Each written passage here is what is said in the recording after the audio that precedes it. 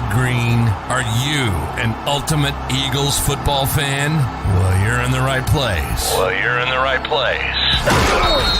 Ready? This is Birds 365, hosted by the new Mac and Mac, Jody McDonald and John McMullen. Here we go! Who collectively have covered and talked about more than 50 plus years of Eagles football. Kick off your day with Birds 365. You'll get debate. We love to argue. You'll get the real story from inside the locker room. And you'll hear from some of the great football minds from around the region. You're about to become an Eagles insider. Get in the game. Join Jody Mack and Johnny Mack and join the football community that flocks to Birds 365. Birds 365 starts right now. Welcome to the NFL. Let's go! Let's go! Go!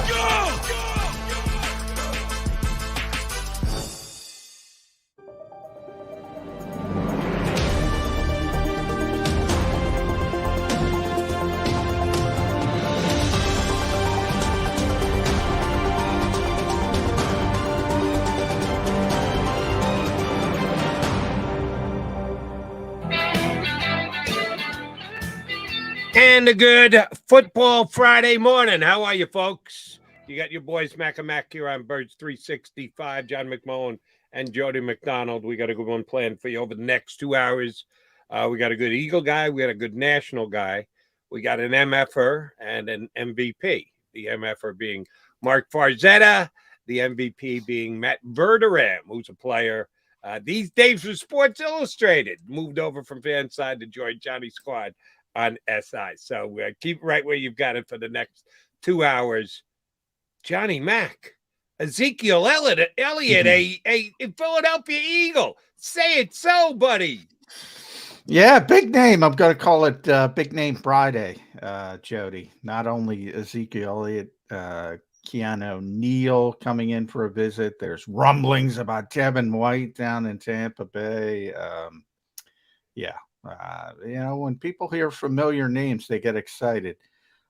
You remember 2015? Look, I don't like when people say, "Oh, Ohio State quarterbacks can't play because of Arch Schlichterback." He's gambling, right. and that has anything to do with C.J. Stroud. Same thing. DeMarco Murray has nothing to do with Ezekiel Elliott, other than it's similar in that they ran DeMarco Murray into the ground, had a great season. 1,800 yards, well over 400 touches. He was basically cooked at the end of that. It came to Philadelphia, was very disappointing, had 2 more years where, the numbers weren't bad because they gave him the football a lot in Tennessee, but there was no juice. There was no juice left.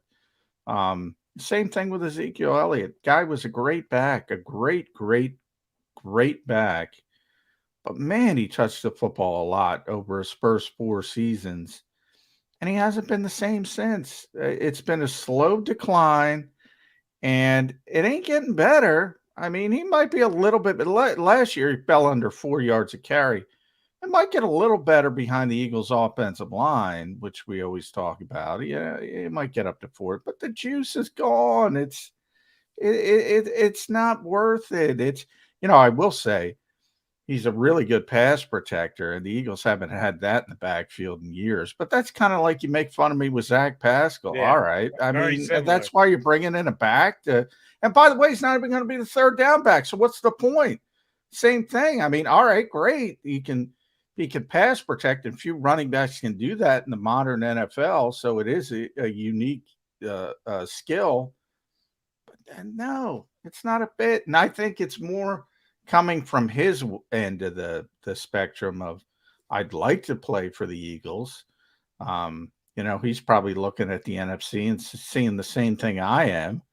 Plus, you get that double down. You can give Jerry Jones a little kick in the butt as well for releasing him. But, I still think it'd probably rather go to Cincinnati for obvious reasons, get back to Ohio. But, and the Jets, your Jets were the other, and they got a young back. I don't know why they would want him other than to collect, another big name after they get Aaron Rodgers.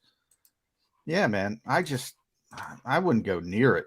I wouldn't go near it. You and I see this very similarly. I'm not going to set it. It sounds like you're almost at flat zero chance that it can happen. I won't go there. I'll go about 2%. Because I do think he's got a little something left in the tank. He did score 12 touchdowns this year. So he's still got a nose for the end zone. He is surely not the player he once was. He is absolutely a declining player, but sometimes you can decline and still be useful in some way, shape, or form. You talk about team-friendly deal. We toss that phrase around every once in a while, John. It would have to be an uber team-friendly deal. Another phrase we use from time to time is ring chasing or ring shopping. If he really believes that the Eagles are the team to beat in the NFC and he just wants to get that championship ring, something he sure as hell didn't get in Dallas, and he thinks the Eagles give him the best chance to get it, and he's willing to come in on a veteran minimum deal, yeah, I'd have some interest in Ezekiel. I can't just dismiss and say, no interest, no chance, lose our telephone number, don't be bothered. No, I'd at least have a conversation. Do I think something will get done? No, I absolutely do not. I don't think he's ready to play for that veteran minimum yet. And I do believe that what happened yesterday, and it was an Adam Schefter, I was driving around in the car and I first heard it on WIP that Schefter was reporting that Ezekiel had trimmed his list of preferred destinations to 3, one of which is Cincinnati, old stomping ground, 2, the Jets, play with Aaron Rodgers, and 3, the Philadelphia Eagles. One thing came immediately to mind for me when I heard the Eagles' name. This was a very well decided upon and scripted list of 3. If you want my prediction right here, right now, who do I think Zeke Elliott is going to play for this year? I'll give it to you. The Dallas Cowboys. I think this was a thinly veiled attempt to get under Jerry's skin to say, oh, shoot, what happens if he ends up with the Eagles and we end up losing the week 17 game because Ezekiel Elliott scores 2 touchdowns to the Eagles, and I let Zeke walk out the door and never even made him an offer to come back. Yeah, that's what I see this as. He's still looking to rejoin the Cowboys, maybe juice up their offer a little bit, let them get scared that he could go to the Eagles and poke them in the eye late in the season this year. That's what the first thing that came to mind when I heard this was, oh, he's lobbying to get back to the Cowboys. This is a play at making the Cowboys worry. Oh, snap. What if he lands with the Eagles on a cheapy deal and he actually has a hand in beating us for the NFC East this upcoming year? That was the first thing that popped into my mind. He knows his chances of landing with the Eagles are slim and none. But why don't I just put it out there into the universe to make the Cowboys think about it? And maybe I can get a couple more bucks or any offer at all to go back to the Dallas Cowboys.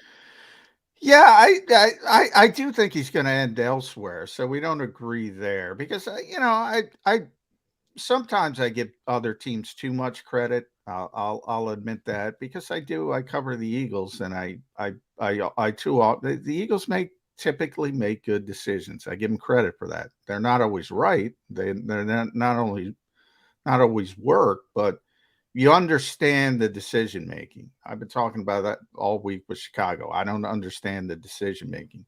So I probably give too much credit to other teams for not making dumb decisions.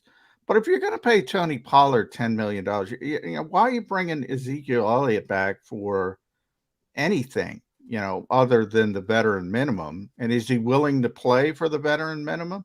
I don't. Maybe he has to. I doubt it because there are too many teams that will get enamored with the reputation. And he's still a decent player. I'm not saying he can't play at all.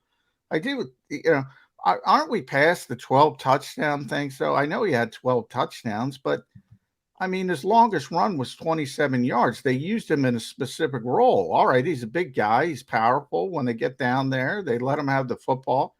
That doesn't impress me that much. I look at where he was as a rookie when he was probably the best running back in football, let's be honest, over 5 yards a carry. And then the slow decline. And last year, for the first time, under 3.8 yards per carry, under 4, 3.8 was the total.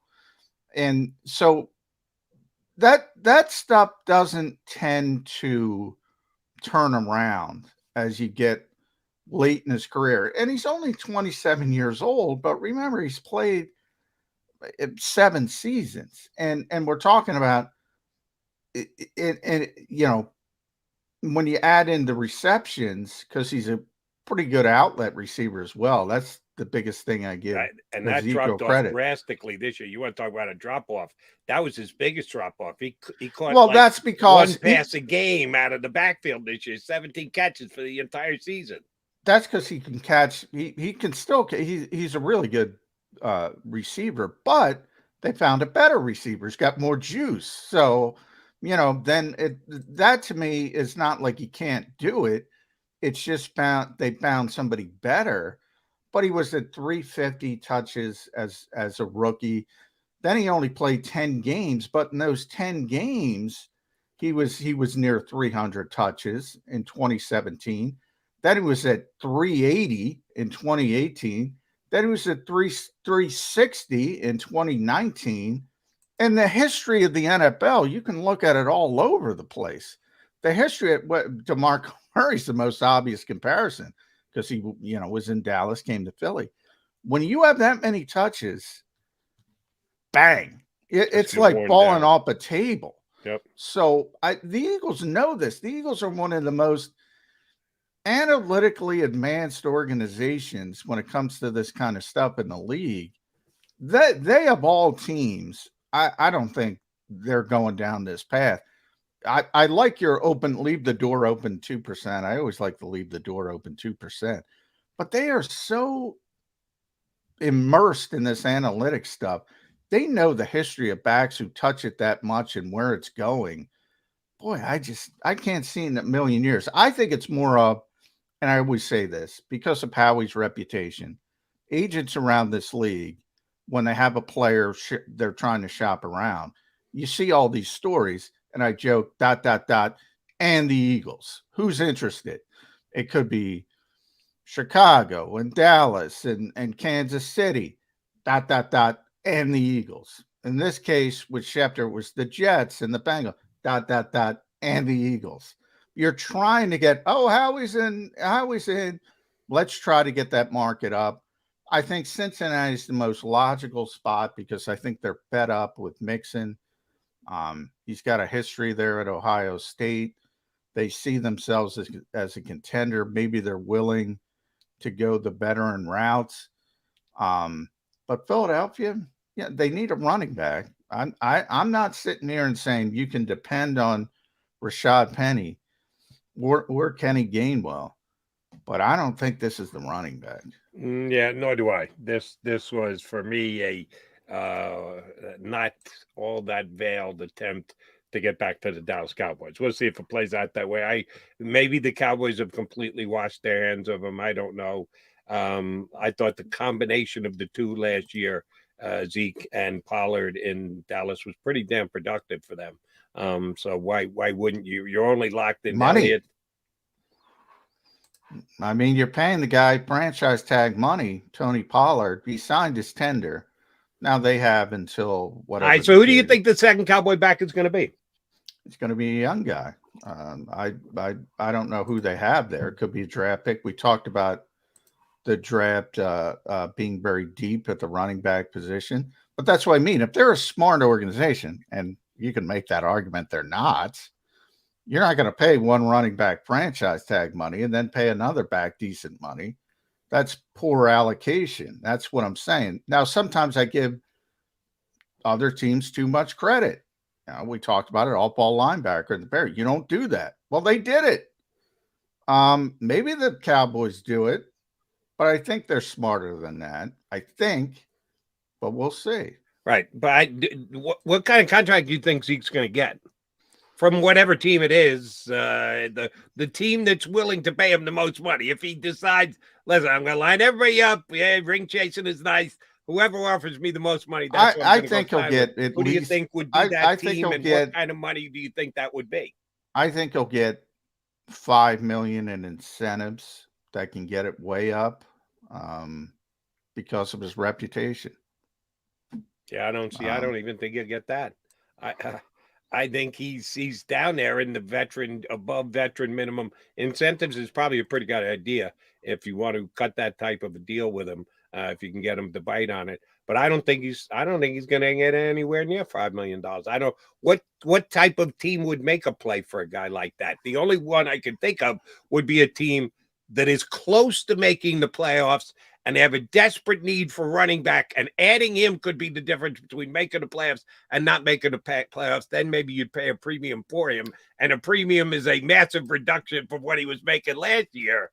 I don't even know who that team is. Well, I think the three teams that they all fit. They all fit. But the Eagles, what they forgot about, and is that they're really, disciplined. Cincinnati, I think they're fed up with Mixon, some of the off the field stuff. They're always dealing with something. They're a legitimate contender. There's no question about that. Agreed. And they have history.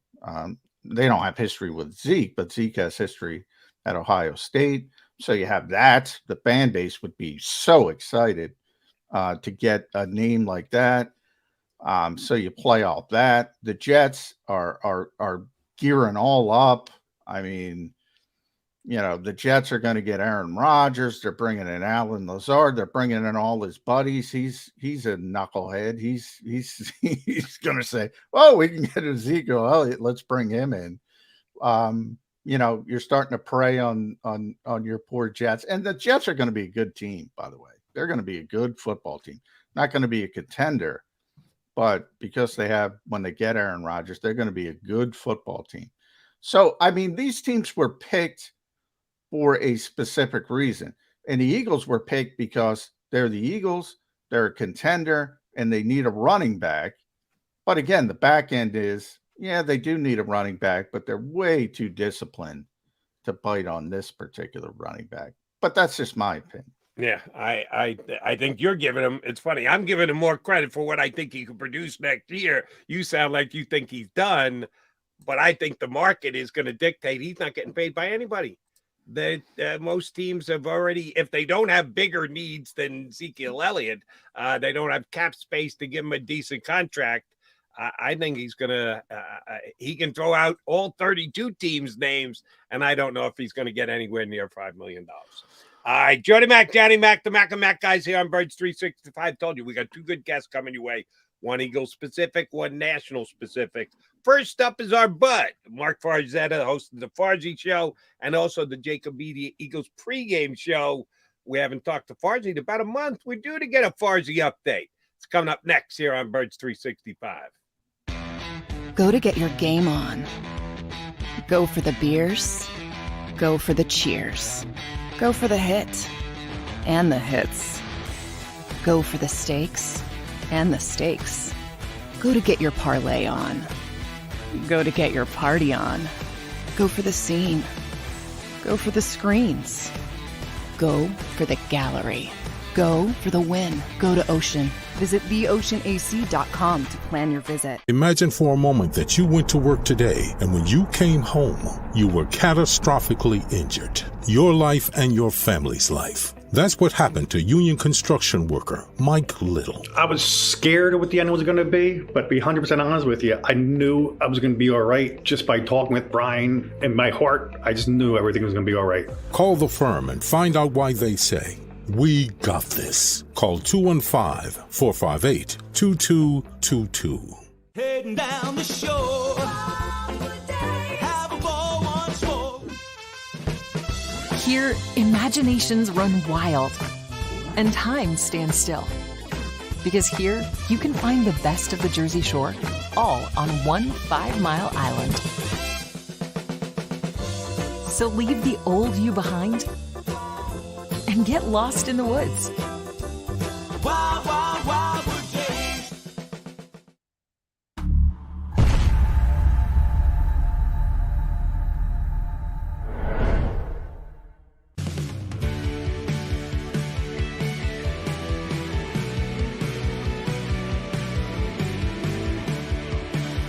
My name is Fran Salerno, and I'm a managing director here at Del Valle Insurance Group. Been in the business for over 36 years, saving people money on their insurance needs. Give us a call. Let us help you custom design an insurance plan that meets both your needs and budget.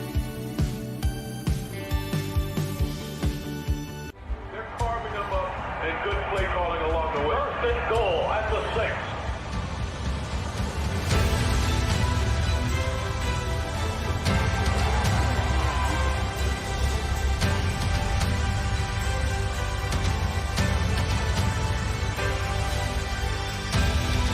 On the field of life, First Trust Bank is there for you. Champions on 3. 1, 2, 3. Because Philadelphia dreams deserve a Philadelphia bank.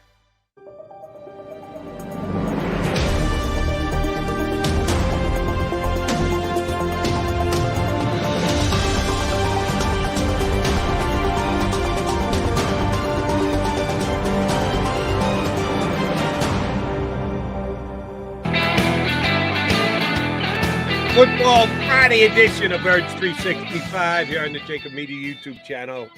John McMullen, Jody McDonald, joined by another follically challenged individual. But like us, he's got some good hair on his chin. Always good to be able to talk to our pal Mark Farzetta, host of the Eagles pregame show here on the JAKIB Media YouTube channel and the Farzy Show on YouTube daily.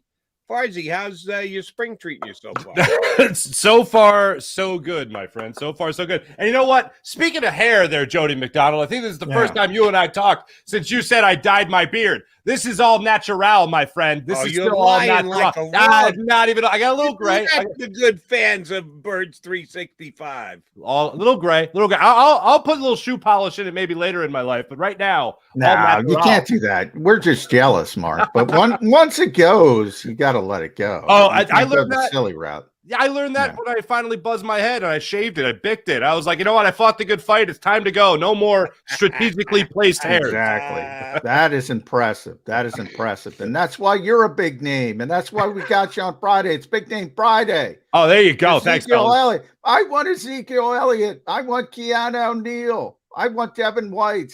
Am I insane? Yes, I am insane. I don't want any of those players, but I'm playing devil's advocate. How excited are you with Ezekiel Elliott and Keanu O'Neal? Keanu O'Neal, I'm excited for, was it his left knee that helped the Eagles beat the Falcons in the divisional round of the playoffs? I believe it was. Torrey Smith told me that was the luckiest play he had ever seen. If you remember that ball that should have been intercepted, bounced off his knee into the hands of Torrey Smith, if I'm not mistaken, and then ended up going. Smith. Oh, yeah.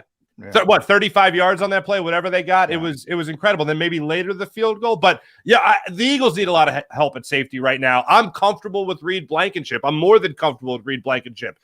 I'm not exactly comfortable with Justin Evans, a guy who hasn't really played in the league in 3 years due to injury. And I know everyone says you always want to put that behind you. He wants to put it behind him. Hopefully he has success here in Philadelphia. Kayvon Wallace obviously hasn't taken anything by the reins as a safety here in Philly yet. I know everyone was rooting for him early because of the Brian Dawkins connection, that whole thing, but they need as much help at safety as they can get. So I'm okay with kicking the tires and Keanu O'Neal. Him visiting the Eagles is fine. As far as Ezekiel Elliott goes, no thank you. And it's got nothing to do with the fact that he's a Cowboy. It's got that's all a joke. That's a fun talking point. But when nothing to do with DeMarco Murray. Nothing or Miles Austin or the fact that he ever wore a star on his helmet. Nothing to do with it. Watching him play, and we all watch the Cowboys, and everybody watches the Cowboys, and whether or not you're rooting for them to lose or win, whatever you're doing. That guy is so slow to the line of scrimmage now. That's really what it comes down for me. When I watch him, I watch Tony Pollard be able to run between the tackles or bounce it outside. I watch Ezekiel Elliott only be able to run between the tackles. He can't bounce it outside. And even when he does run between the tackles, he is so slow to the line of scrimmage. And I know, and Darius Slay put this out on the Twitterverse, and I know Lane Johnson was eyeing up Ezekiel Elliott on Twitter and that whole thing. But do you really want Jason Kelce and Lane Johnson to be holding their blocks for 20 minutes as they wait for Ezekiel Elliott to be approaching the line of scrimmage? Because the run game is supposed to be an easy thud and done. They're going to be like Braveheart, where they're yelling "hold" as the horses are racing towards them. But unfortunately, there's going to be no trick up the Eagles' sleeve in that regard. I think Ezekiel Elliott, I think in the red zone he can help. At the goal line he can certainly help. But I think the Eagles are set right now as far as the roster goes. I do think they take a running back in the draft later on. I don't think they go early with it. And I think that's the next thing they're going to do to add to their backfield. So you think he's done? I think he's more or less cooked. I mean, when you watch him with the Cowboys, our friend Jeff Kerr put these numbers out there. Last in terms of percentage of 10-yard carries, last in yards per carry. When you talk about 22 ranking running backs, he just doesn't seem like he has it anymore. He'll be able to go out there and help a team in the red zone at the goal line. He still has that. 12 touchdowns last year certainly speaks for that. But you're talking about a guy that ever since he signed his long-term deal that he held out for, he's had what? 4, 5 100 rushing yard games. And this is a guy that was the bell cow guy. And now he's been passed by his backup in Tony Pollard. If that doesn't, who, by the way, obviously, as we know, made a Pro Bowl. So if that doesn't tell you all you need to know about a big money running back, taking a running back early in the draft, how quickly that can go south, then I don't know what will. But yes, to answer your question, I think he's more or less cooked. Yeah, and you mentioned our buddy Jeff Kerr. I mean, Jeff's a big stats guy, and the Eagles are, one of the most advanced analytically teams in the NFL. And they have all these numbers and more numbers than that. And as you said, the guy's longest run last year was 27 yards. You mentioned that percentage of 10-yard rushes, 7.4%, tied for last in the NFL. Tackles avoided, tied for last in the NFL. Yards per carry, last in the NFL for a starting level running back. I mean, why are we even having this discussion with the Philadelphia Eagles other than Adam Schefter? Look, the agent got now, hey, do us a favor. We know how this works. Throw the Eagles out there. Mm-hmm. We know Howie's reputation. This is not an Eagles running back. This is not an Eagles move. If Howie Roseman does this, I'm going to think somebody's holding them hostage. I agree with you on that. The other thing that I thought was, who was it? The Bengals and who else was? New York Jets. New York Jets. Okay.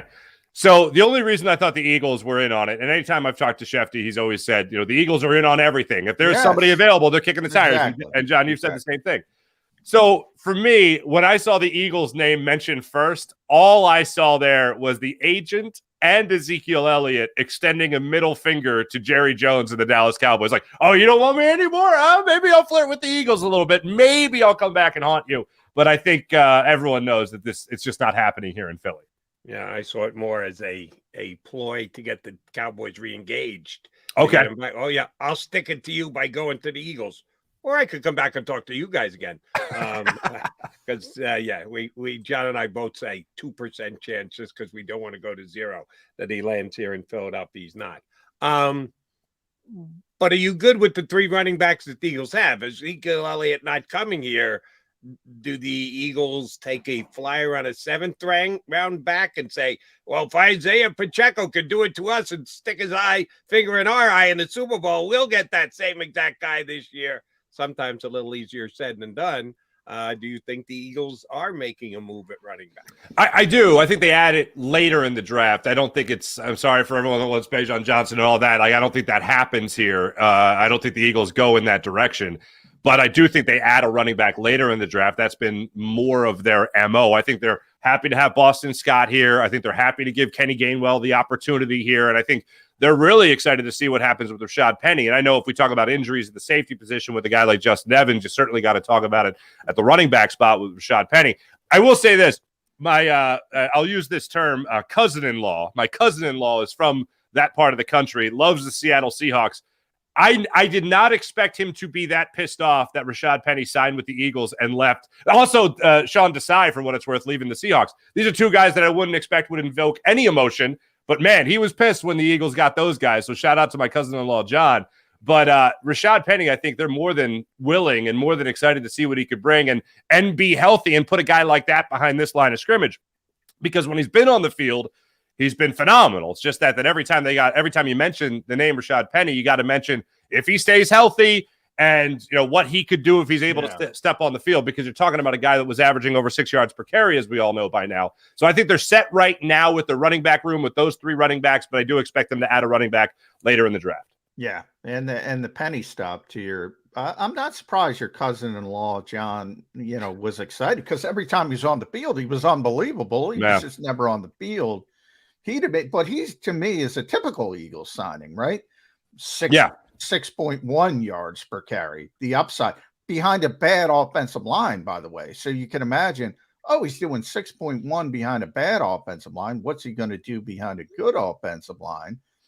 But you can't count on that guy. No. I mean, you can't count on him. I can't count on Kenny Gainwell. The Eagles need a running back.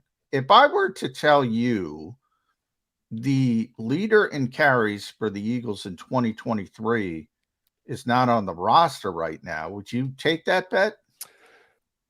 I would not take that bet because I do think the leader in carries is going to be Kenny Gainwell. But I think the guy that's going to score the most touchdowns is Rashad Penny.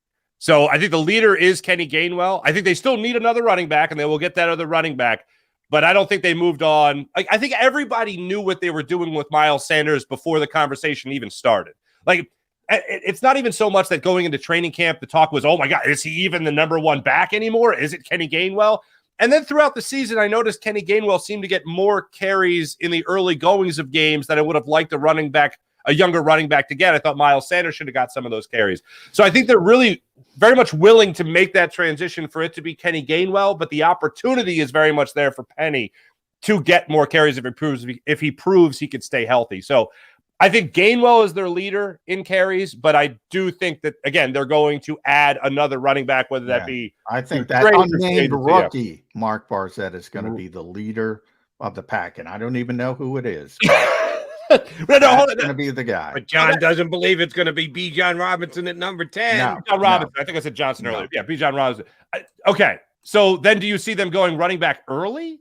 The earliest would be third round, but I think how he's going to add middle round picks. He doesn't have a 4, 5, 6 right now, but I think he's going to probably drop down from 30, try to add some picks in the middle rounds. Daniel Jeremiah said this is a very deep running back draft. I trust Daniel. He's got 13 guys with 3 rounds.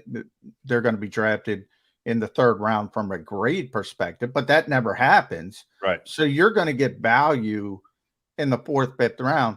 Jody talked about Isaiah Pacheco. We all saw it. He's a 7th round pick.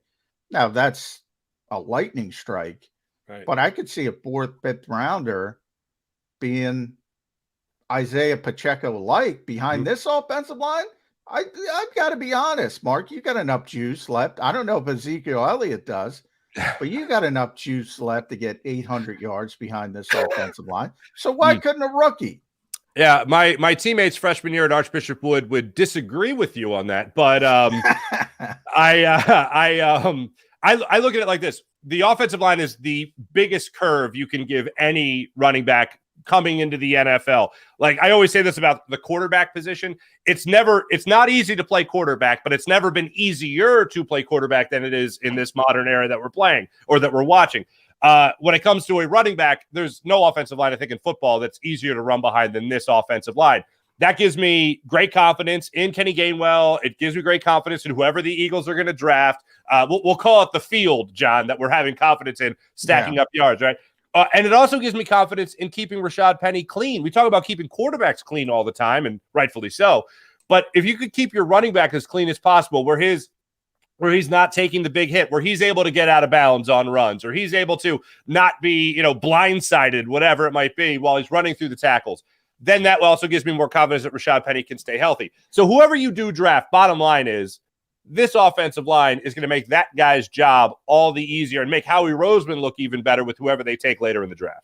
All right, Farzy, when we analyze the Eagles and roster building, roster moves, and try and take what Howie Roseman has done previously and affix it to what he's going to do in the future, well, one of the constants has been age 30 is a dirty phrase that the Eagles usually move away from guys when that first number becomes a 3 in their age.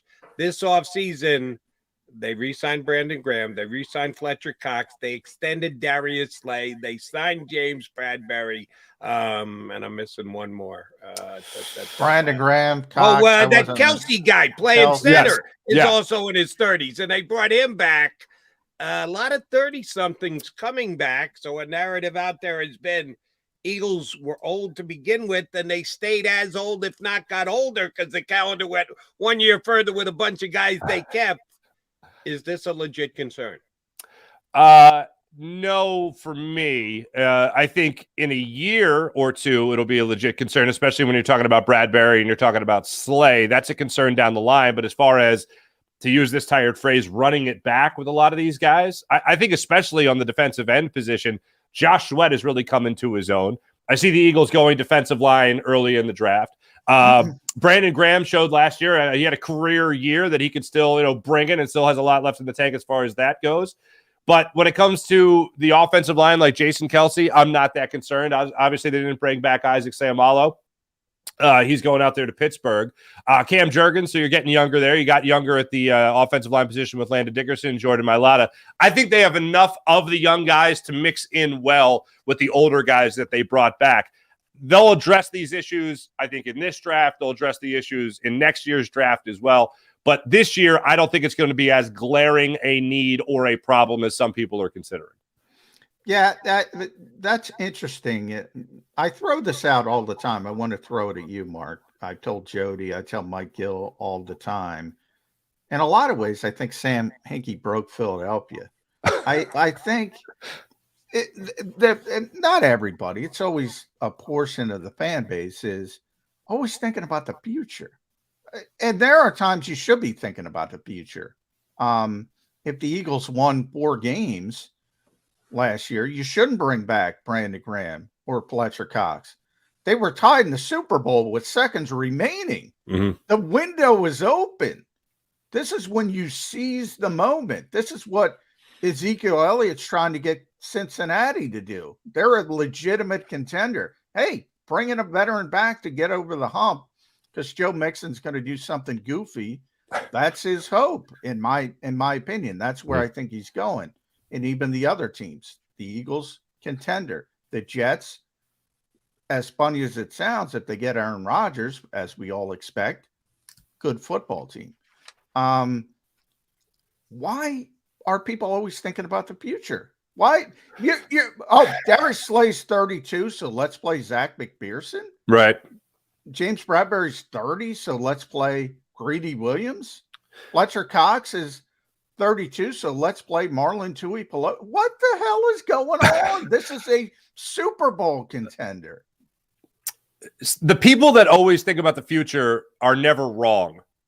Because they're betting on something that's like 3 or 4 years down the line. They're not betting on right now. So you're not going to be wrong now. You might be wrong 3 or 4 years down the line, but you're not wrong right now. So you sound like you're ahead of the curve. That's why people like talking about the future. But as far as all that, with Howie Roseman, it's so weird saying this now because we weren't even saying this after they won a Super Bowl with him. But the idea of Marcus Mariota being here brings back a lot of the Chip Kelly conversation and people making jokes about Chip Kelly, whatever. People talk about going back to a Super Bowl twice in 5 years. The fact that Howie Roseman picked up the pieces after the Super Bowl era, after the Chip Kelly era, 2 years later put this team in the Super Bowl, 5 years later with a different head coach, different quarterback, after another, what was supposed to be lighting the franchise on fire moment with Carson Wentz, they're back in another Super Bowl. So when you talk about the future, I don't know of another GM where I look at, Dave Dombrowski's a hell of a president of baseball operations for the Phillies, and he's won wherever he's been. But, man, you look at Howie, it's not the Howie Roseman of old here. If you want to talk about a guy that can rebuild right before our very eyes and make this team competitive again within a year or two, Howie Roseman is the guy to do it. So if you're talking about the future, you're questioning a guy that went through a post-Chip Kelly rebuild, post-Super Bowl victory Carson Wentz rebuild, got the new head coach, got the new quarterback, and got back to a Super Bowl again, all within a 7-year span, 2 Super Bowl appearances in those 5 years, and a couple of rebuilds thrown in the mix. That's pretty impressive. So if you're talking about the future, if you're thinking about the future, Howie Roseman's already a step ahead of you, so try to be in the future as much as Howie Roseman is while still being present. That's what makes a great GM, a great head of football operations, when you can stay in the future or stay in the present while also making sure you're engineering yourself to be successful in the future. Well, I too bow at the altar of Howie Roseman and the job he's done here over the last several seasons. Derek Barnett going to be on this football team this year? I don't think so. I mean, I think you're looking at a defense. You're looking at a team that I think is going to go with defensive linemen at 10. They're going to be looking heavily at the defensive linemen at 10. Miles Murphy, Kyle Von Ness is another guy that I know is in visiting the Eagles. I know he's gotten a lot of attention right now. So when you look at guys like that, or excuse me, Lucas Van Ness, when you look at a lot of guys like that, I think they're going to be going defensive line. Later in the draft, though, I think they move out of 30. I don't think they make a pick there. They either use that as a trade to move back in the draft, or they bring in maybe that safety. Maybe he's incorporated in a trade for a safety and picks later in this upcoming draft. But I don't think there's going to be a spot in this roster for Derek Barnett. I think it's going to be time to move on from him. Yeah, I think from Jody's standpoint, I mean, tell me who the 10th pick is going to be. If it's an edge rusher, Derek's probably gone. Mm-hmm. If they go a different direction, they still might go quarterback because of the age. We know he'll take a luxury pick.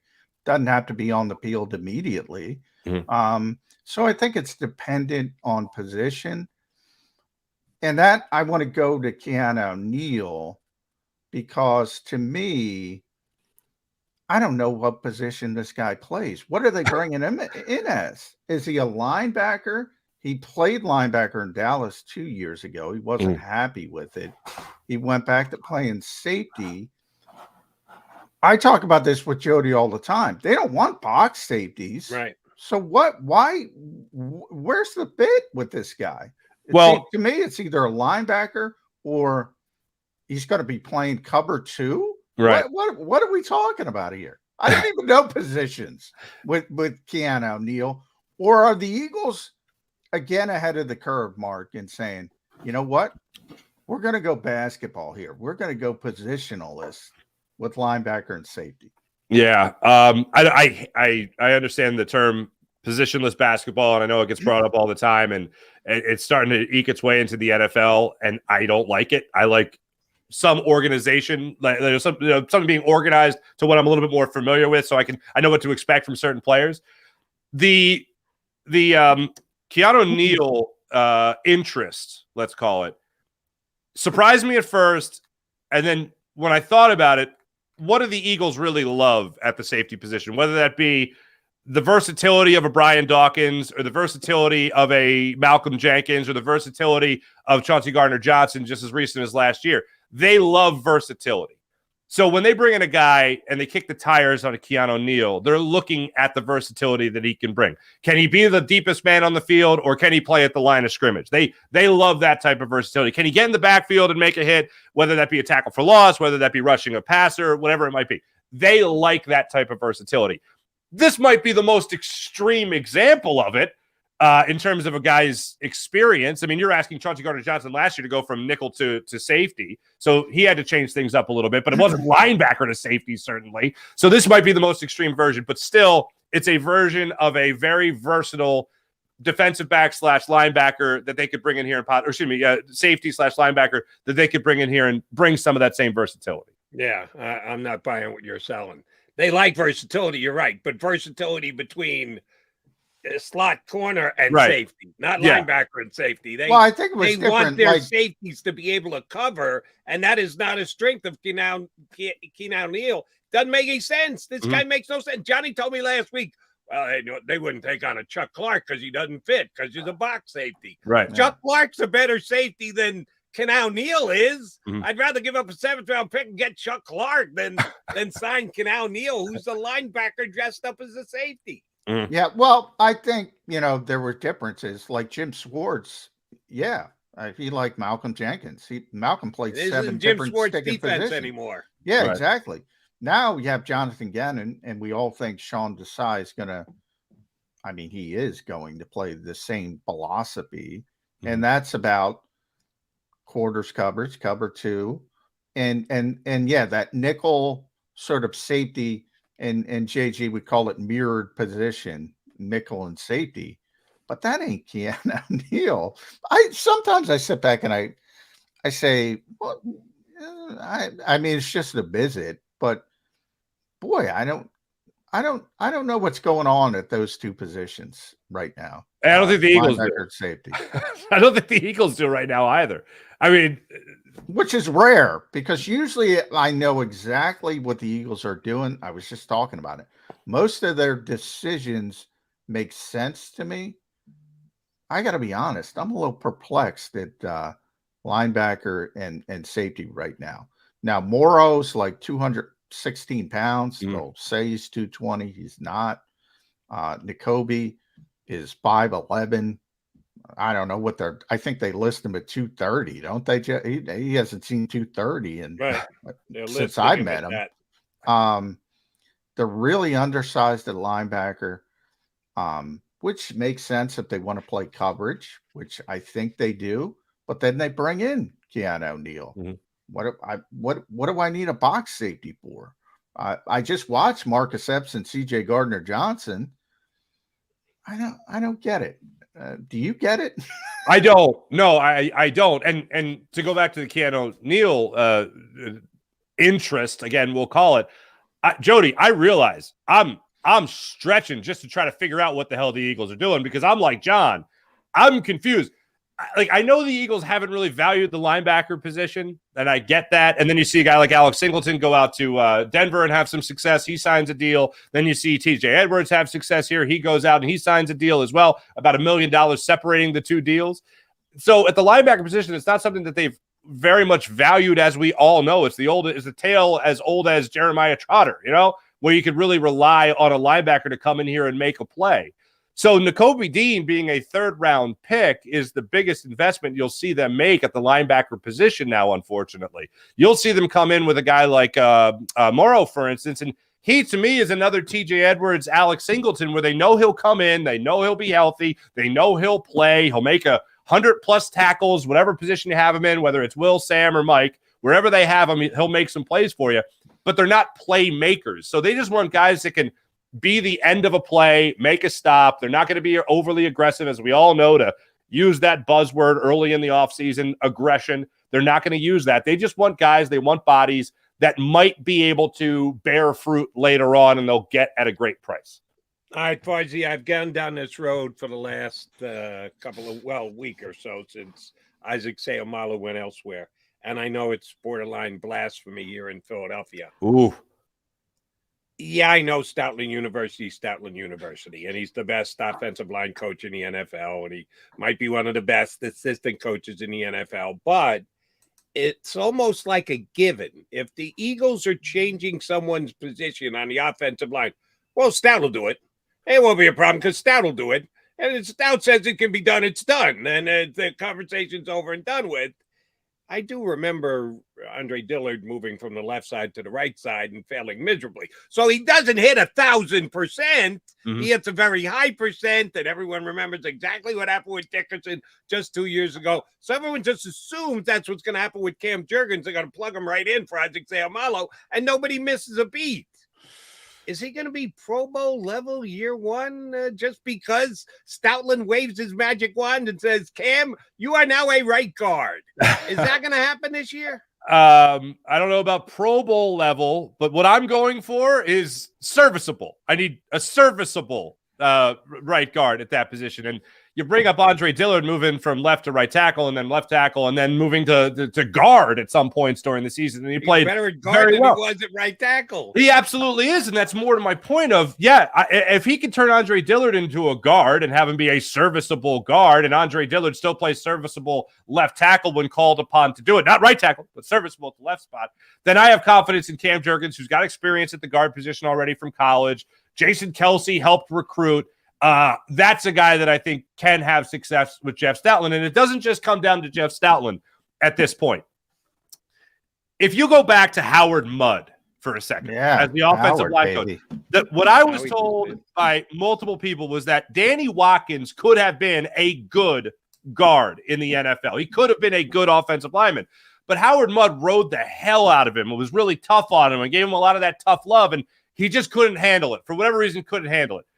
the thing that's interesting here with Jeff Stoutland is that he's got other guys that have already bought into Stoutland University. If anybody is having struggles, if anybody can't handle it, if Cam Jurgens can't handle it, and I think he can for the record, but if he has his struggles, he's got Jason Kelsey, Lane Johnson, Jordan Mailata, Landon Dickerson to identify with as one of the younger guys on that offensive line that are all there to help him and say, look, you can figure it out. If not with Jeff Stoutland, you can figure it out with us. And those other 4 guys that are supremely talented will help bring up anybody else that's on that offensive line. So they have the opportunity, not just with Jeff Stoutland, but through the fruits of Jeff Stoutland's labor already with Jason Kelsey and the guys I already mentioned.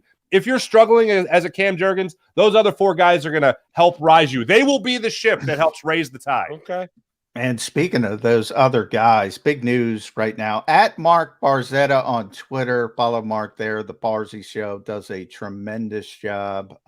Watch that on YouTube. Lane Johnson, 1 year, get this, $33.45 million extension, $30 million of that guaranteed. Wow. I know he had a huge cap number next year, so they're probably trying to get that down.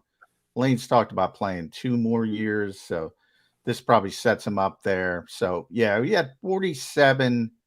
So he's on the books for $47.3 million over the next 3 years, but it's really a 2-year deal. It gets that massive upfront money. Yeah, Lane's going to go. Lane's going to the Hall of Fame. He's one of the best right tackles. He hasn't given up a sack in 2 years. I mean, it's ridiculous. But yeah, Lane Johnson, the big extension. What I can't say he doesn't deserve it. Best right tackle. Nick Sirianni said best right tackle in the world. You kind of giggle at that because nobody else plays football, but in America. But he's the best right tackle in the world. He is, and we all knew it was coming that at some point he was going to renegotiate his deal, because he basically does every year to give the Eagles cap flexibility in the given year. He gets it in a signing bonus, which is upfront money, which is guaranteed, which he earns and deserves. As John correctly points out, he's the best right tackle in the world. Why the timing today? Are the Eagles planning something else today? I thought that they would sit on the Lane extension till they got down the road with Jalen Hurts, because that's going to be the next one. Now, I think Hurts, they'd like to add some money to this year, but most of it's going to be just an extension, and then they're going to have to figure out those years. First of all, you got to get an agreement done, then you got to figure out how to cap allocate over a period of time. I thought that's when it may wait to. Usually you do something like this, you're doing so for a reason. Where else are the Eagles? Well, not necessarily. Money? Well, you are doing it for a reason, but it might be the reason down the road. Like, people too often assume, oh, there's something coming right now. It might be just clearing up the space for the Jalen extension. But it's interesting. You sign a contract like that and you say, wow, you see the numbers, and they're going to gain cap space. That's the whole point of it. But yeah, they have about, it's tough to tell this time of year because the contracts they lag before the NFLPA reports them. So, I mean, the Eagles have about $8 million in cap space before this. And it'll actually go up from this contract, as amazing as that sounds. But yeah, it's probably more about Jalen than anything else, I would say. That's when people talk to me about the cap, and they're like, well, they don't have enough cap. And I'm like, you have no idea what the cap is. Like, the cap, I mean, we know what the cap is, but we don't know how it changes with whatever Howie Roseman wants to restructure, extend, or whatever. And when it comes to the cap this particular offseason, I am 1,000% lost. John, to your point, and trying to figure out what the Eagles are doing with linebacker, safety, whatever it might be.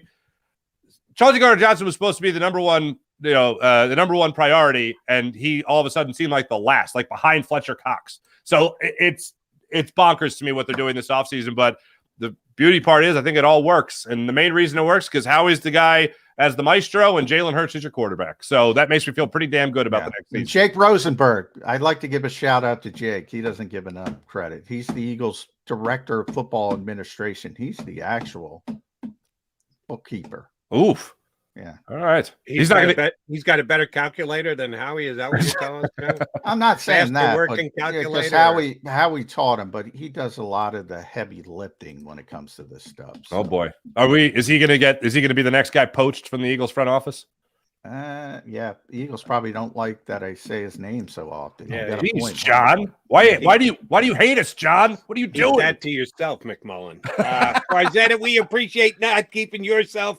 We appreciate you sharing. Thanks for jumping in today. We'll get you back up again next month.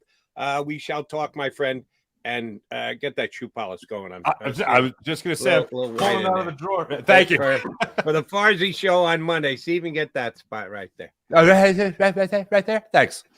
That's Mark Farzetta here with us on Birds 365. All right, John McMullen, Jody McDonald coming back. A couple of around the NFL things. I got to text Lane for a loan, man. $30 million up front. Boom. How about that? How about that? He'll be adding a new wing to the Lane Johnson workout barn over here in New Jersey. Yeah. He certainly got the coin to be able to do so. We're hoping to hear from Matt Verderame. I haven't heard back from him yet. I texted him. He's a Central guy, so he might just be getting up to jump on with us coming up in about 25 minutes. Since he has moved his writing station from Fansided to Sports Illustrated, we might have a new email address, so our email might not be going through. We are planning on and hoping to talk to Matt Verderame in about 20 minutes or so here on Birds 365. Go to get your game on. Go for the beers. Go for the cheers. Go for the hit and the hits. Go for the stakes and the stakes. Go to get your parlay on. Go to get your party on. Go for the scene. Go for the screens. Go for the gallery. Go for the win. Go to Ocean. Visit theoceanac.com to plan your visit. I get scared sometimes. Of a lot of things. Joining in. Decisions. The dark. The dark. But I once heard someone say, but as I always say, it's okay to be afraid. As long as you face the fear. And keep moving forward. Wherever you are in life, count on the name trusted in insurance for over 80 years. Independence Blue Cross. Is the best vacation one that you find or one you get lost in? One that takes you to new heights or reminds you to go with the flow? To get your feet wet and your wheels spinning? One that lets you find your own rhythm or get carried away? Find the best of yourself. Get lost in the woods. Plan your stay in the Wildwoods today. Plan your day with confidence. Keep the umbrellas on hand. With Action News and AccuWeather. Numerous tornadoes. Your go-to team when severe weather strikes. The water is still rising. Keeping you prepared wherever you watch. Action News and AccuWeather, the team you trust. We all know that taxes are just part of life. It's true during our working years, but also in retirement. But what you might not know is up to 85% of your Social Security benefits might be taxed. Our team at Thrive Financial has helped retire thousands of people across the Delaware Valley by asking questions they never knew they needed to ask, including how their Social Security benefits might be taxed. It's time to be proactive on taxes. Get your Thrive Retirement Tax Playbook today. As a hardworking American, you've never experienced how tough life can be until now. A catastrophic injury while working on the job. A personal injury from someone else's negligence. Turned away by other law firms in the region who didn't bother to learn your story. It's time to meet the Fritz & Bianculli Law Firm and managing partner Brian Fritz. Badly injured? Call the Fritz & Bianculli Law Firm. Find out why they say, "We got this."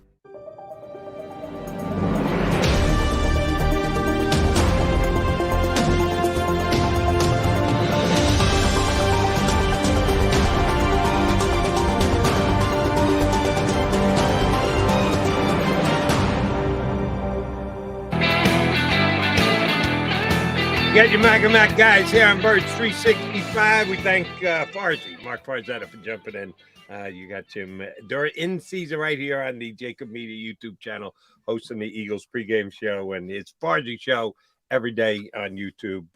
And he swears he doesn't dye his beard. If he doesn't, God bless him. By the time I was Farzi's age, I had more hair than Farzi at Farzi's age. I never went the full shave route, but I was already going gray in the beard by his age. So if he's still as dark as he says he is, more power to him. He's a handsome young man. As he kicks the shoe polish under the desk. Yeah, might very well be. We're hoping to get Matt Verderame up here in about 20 minutes. Not 100% sure yet, but there are a couple of national football stories, John. This one should get some response from our streamers here on Birds 365. It seems like the tush push is back. The NFL met, and it had been speculated that they couldn't get 2/3 of the NFL, although some were a little outspoken about it, that they wanted to see it go away. The ability to push a runner from behind on a short yardage situation, the Eagles almost took it to a level of perfection this year. Unbelievably tremendous at converting on those short yardage situations. Some thought that they would take it away just because the Eagles had become unstoppable with it. Doesn't look like it's going to get passed. Doesn't look like it's even going to be brought up for a vote, Johnny Back. The tush push is going to be part of the Eagles' offensive weaponry again here in 2023. Yeah, no doubt it's not. It's going unchallenged by the competition committee, so it's here to stay for at least 2023. So it's here. It's not going anywhere. The short term. Generally, when it's competition committee recommendations, they're not going to recommend something they don't think they have the votes for. So it indicates it wouldn't pass anyway. So they're not even going to bring it up. So when they do bring it up in the future, they're probably going to have the votes. The question is, are they going to bring it up? So originally I thought, yeah, they're going to change it. Now, since then, people have brought up some interesting points to me. One, they're all about offense. And even though it's not an aesthetic play, a lot of people brought that up. I brought that up. It's better than a punt from their perspective because people are staying on the field, converting and scoring points. And that's what the NFL wants. And I think that was a good point. But you and I talked about this a lot, and we both agree. I don't think it helps the Eagles. I think it hinders the Eagles for the counterintuitive point that if you break down every single tush push from the Eagles this year, I don't think Jalen Hurts needed 90% of them. I really don't. Is it a nice insurance policy to make sure? Yeah. I'm watching one right now. The Athletic popped up at the goal line against the Chiefs and the Super Bowl. He didn't need any help. He was in. And all of a sudden, you see, he was in. And my point from that perspective is it helps lesser quarterbacks when they have help because everybody else has figured it out. And they say, oh, let's copy the Eagles.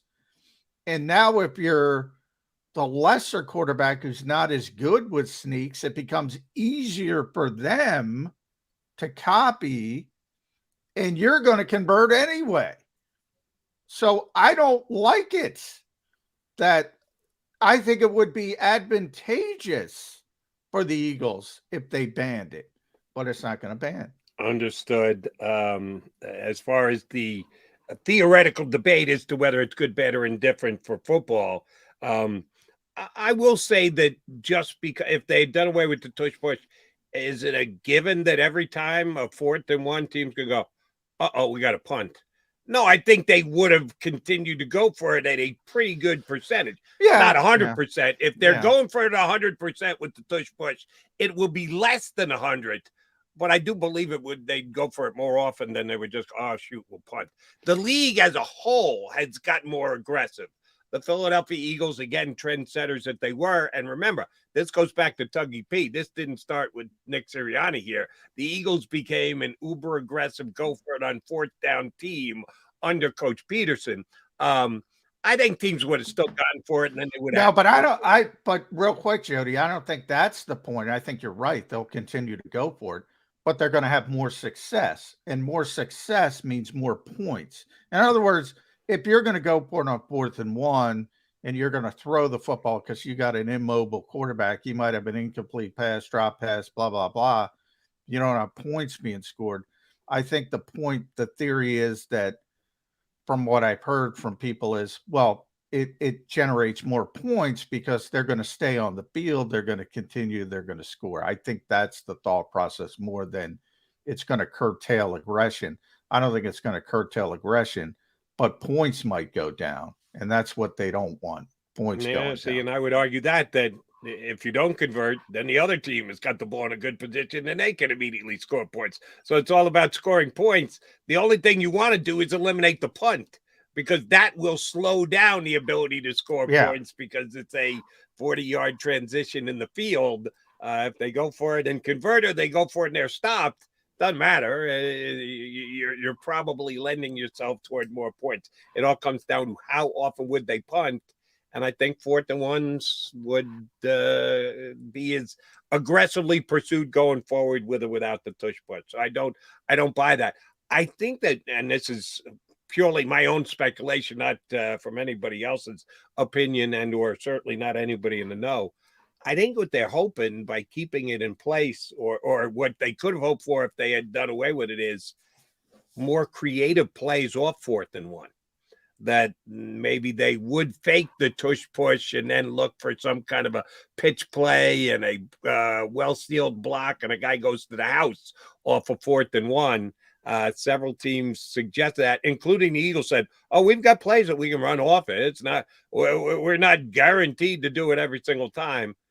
How many of those did they actually run this year, John? They started running some later. The funny part is Nick has talked about this, and he was on Jason Kelsey's podcast from the Combine, but they just put up, and he was talking about, they were talking all year about having Fletcher in the backfield, and they never got to it. And you could tell he's talking about they're just having fun. That's the ironic part. Like, it's not a strategy thing. It's not. They're trying to get Fletcher involved to psych up the team. How exciting would that be? And he got too hyped up, and they had it in for the Super Bowl. They didn't have it in for the Super Bowl. And Nick said, he probably lied to him. He said he had it in, but he didn't really have it in. It's not even serious to them. It really isn't. And later in the season, they started running some different things on it. They were having a little bit more fun for it. But because of it, that's the ironic part to me. Because of the quarterback, they're getting it. They're getting it. And they're having fun. And that's why I say Eagles fans, a lot of Eagles fans don't get my point. It's counterintuitive, but they should want it banned, because they're getting it anyway.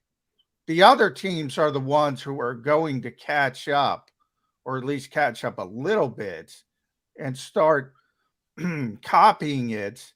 And that's a bad thing for the Eagles. That's not a good thing. That's a bad thing for the Eagles, because the Eagles might stop them on 4th and 1. I think with the extra tush push, maybe not. I think the only running back in the NFL who's got even quarterback in the NFL who's got even close to the power, and I would say Jalen Hurts is the most powerful running quarterback in the NFL, is Justin Fields. He's got that same kind of good lower body, can drive the pile by himself. Others don't. They just don't. Other quarterbacks around the league don't have what the Eagles have, and to a lesser extent the Bears have. So yeah, if it's getting conversions for those other teams because of the assistance from behind, it's not a good thing, because the Eagles don't necessarily need it. All right, one other thing about off-season rule changes and the like.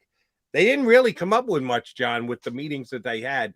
We're always on the lookout for what is the NFL going to suggest, the competition committee going to suggest to the owners. No grave changes other than you can now potentially, and this hasn't been passed yet, but it's been will be put before the owners, a fair catch on a kickoff that if you don't think the kickoff is going to make it to the end zone, now you know it is now on a kickoff, it goes into the end. You know, you used to have to catch it.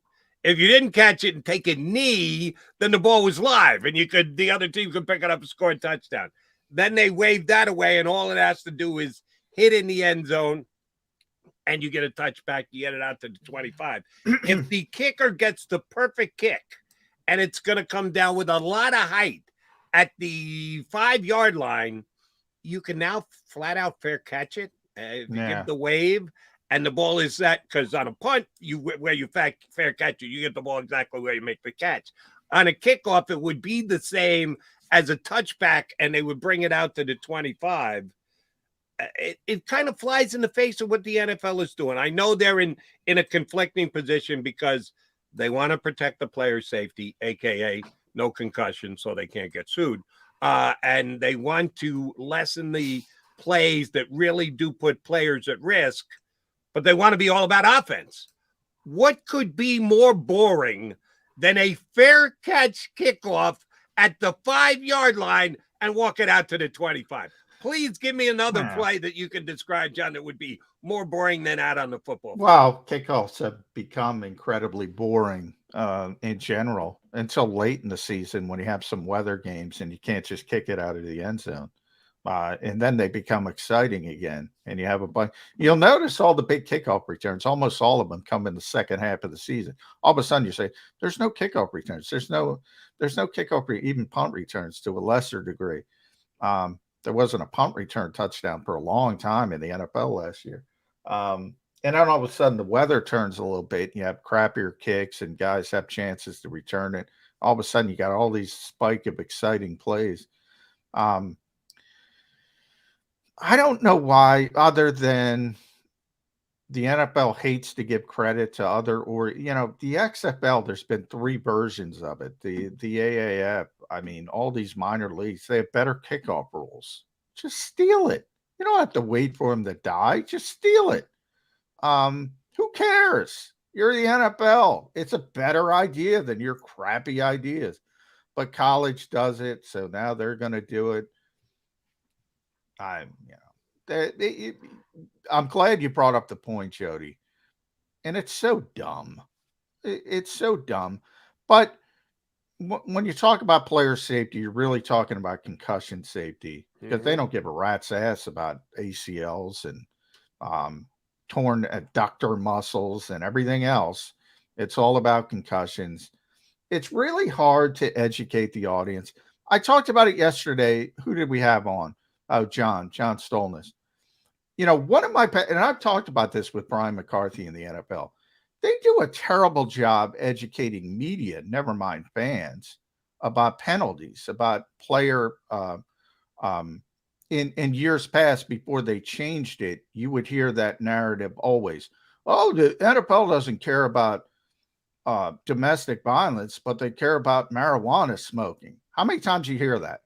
Well, the marijuana penalties were structured in the CBA. Negotiated. Yes. You fail a test, here's the penalty. You fail a second test, here's the penalty. You fail a third test, here's the penalty. You fail a fourth test, like you're Josh Gordon, you're suspended for the year. The personal conduct policy was different. There was a lot of wiggle room. A lot of power to Roger Goodell. You had the Players Association fighting for the rights of players, as they should do. That's their job. But it wasn't structured. And I told Brian McCarthy, who's the communications guy for the NFL, I said, in every press release, you should put at the bottom, substance abuse penalties are structured in a jointly negotiated way with the NFLPA. You should do that in every single press release because there are media people who didn't understand it. Never mind fans. They do a really, really poor job of educating consumers. And same thing with the safety issues, with the kickoff issues. But larger point, take the XFL's role. It's more exciting. Not open to interpretation. That's what they need to add to every one of those press releases. It's not something that Roger Goodell can put his thumb on the scale and go, well, I need to weigh this against precedent and this situation. It wasn't exactly the same. Oh, no, positive test. That's it. And the gambling, we were talking about Calvin Ridley. Again, structured penalty. Gambling penalties are structured. There's no wiggle room. But people don't, and you get those same arguments. Well, they don't care about domestic violence, but you can't go on a betting app. How many times you hear that? I heard that 50 times. Yeah, it doesn't make sense. Doesn't make sense for a reason, because it's collectively bargained that way. There are some things that are negotiable and other things that aren't. And you should know the difference between the two. He's John McMullen. I'm Jody McDonald. We're hoping to hear from Matt Verderame. We haven't had Matt here on Birds 365 since he joined Johnny Squad. Jumped from Fansided over to Sports Illustrated. He's going to be part of the MMQB podcast going forward as well. Matt's always good when we get him on. We're hoping to get him on. I might have an email address that I can give to Xander, and that way I can get Matt Verderame's email out to him so he can jump in here on the stream here on Birds 365. Go to get your game on. Go for the beers. Go for the cheers. Go for the hit and the hits. Go for the stakes and the stakes. Go to get your parlay on. Go to get your party on. Go for the scene. Go for the screens. Go for the gallery. Go for the win. Go to Ocean. Visit theoceanac.com to plan your visit. Imagine for a moment that you went to work today, and when you came home, you were catastrophically injured. Your life and your family's life. That's what happened to union construction worker Mike Little. I was scared of what the end was going to be, but to be 100% honest with you, I knew I was going to be all right just by talking with Brian. In my heart, I just knew everything was going to be all right. Call the firm and find out why they say, "We got this." Call 215-458-2222. Heading down the shore.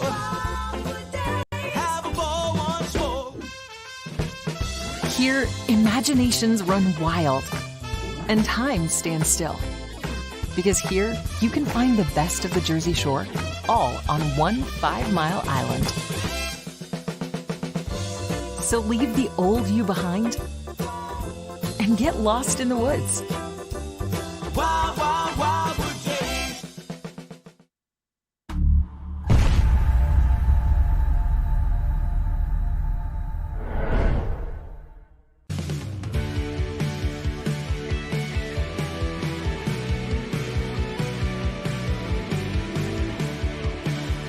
My name is Fran Salerno, and I'm a managing director here at Del Valle Insurance Group. Been in the business for over 36 years, saving people money on their insurance needs. Give us a call. Let us help you custom design an insurance plan that meets both your needs and budget. They're carving them up and good play calling along the way. First and goal at the 6.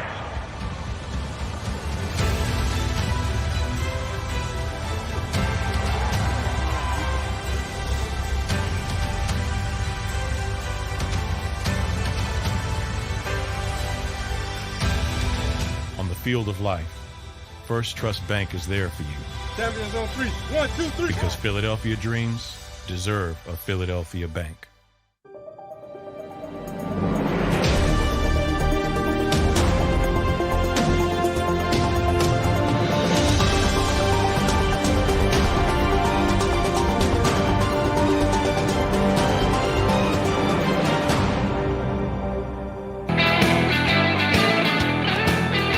McMullen and McDonald here with you on Birds 365, a Football Friday show. We're reaching out to Matt Verderame. He should be joining us in just a couple of minutes. One of the things I'm going to run by Matt, and I'll do so with you here, Johnny Mac, ahead of time before we get him up.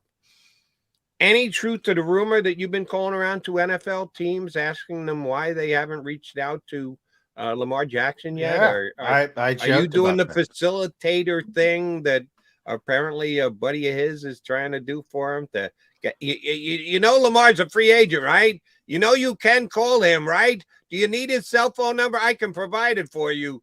And the NFL got all bent out of shape because he's not a valid agent who's represent. He's not representing. He's not negotiating. He's just making sure everybody's got Lamar's number, right? Number one, Jody. Yeah, I didn't know I could do that. So that's as soon as I get off the air today, I'm gonna start contacting teams and Lamar's. Yeah. Who that's crazy. Who would you be representing? Which NFL player would go, yo, Johnny Mac? Lamar. I just want to help out. You're going to go Lamar's route too. Okay. Yeah, I just want to help out. Try to get this thing done. That's getting crazy.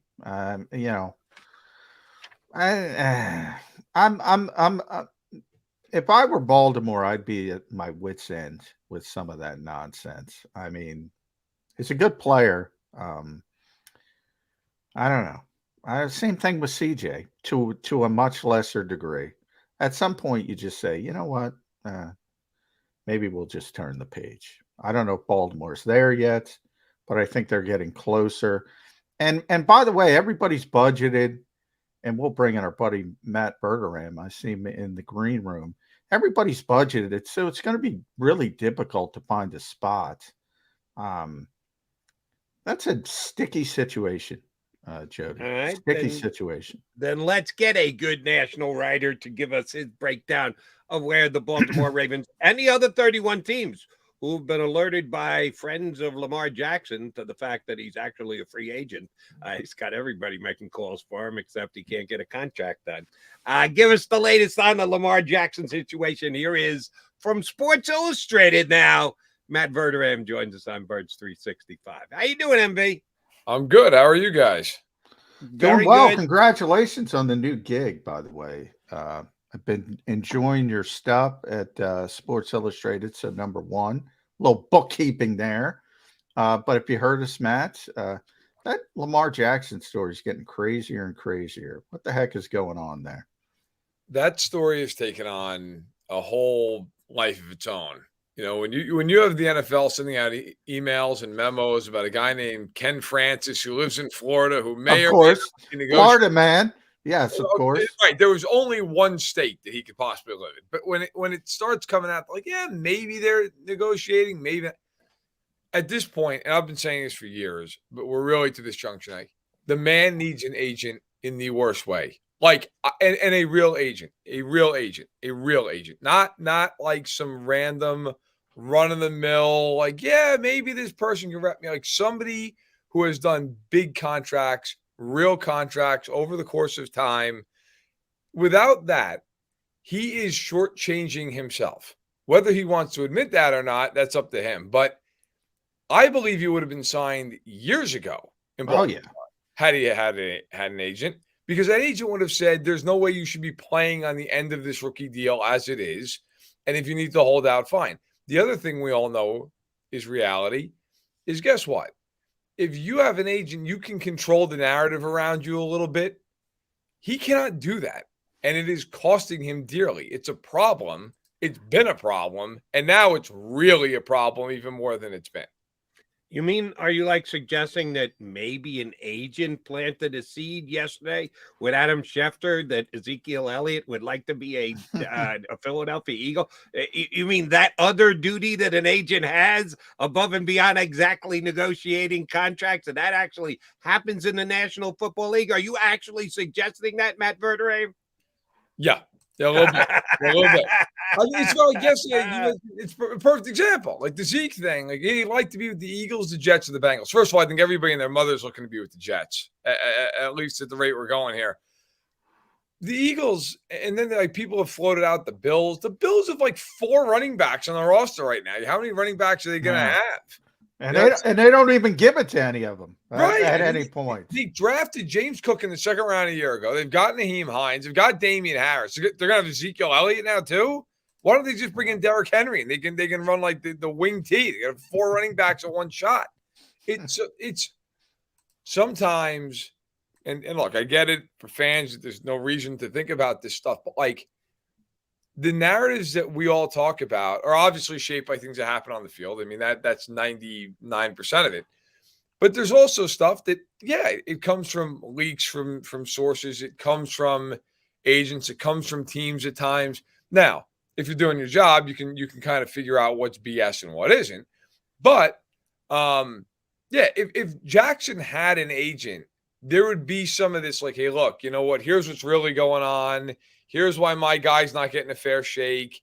Right now, the Ravens can leak whenever they want to, and they can kind of control the narrative and the conversation around this whole thing.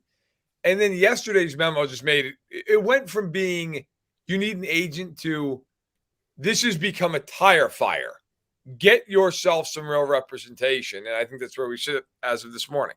Let me ask you this. If this continues on for another week, 2 weeks, month, and there's barely any teams talking to Lamar Jackson, does somebody jump in and go, all right, now we take our one shot.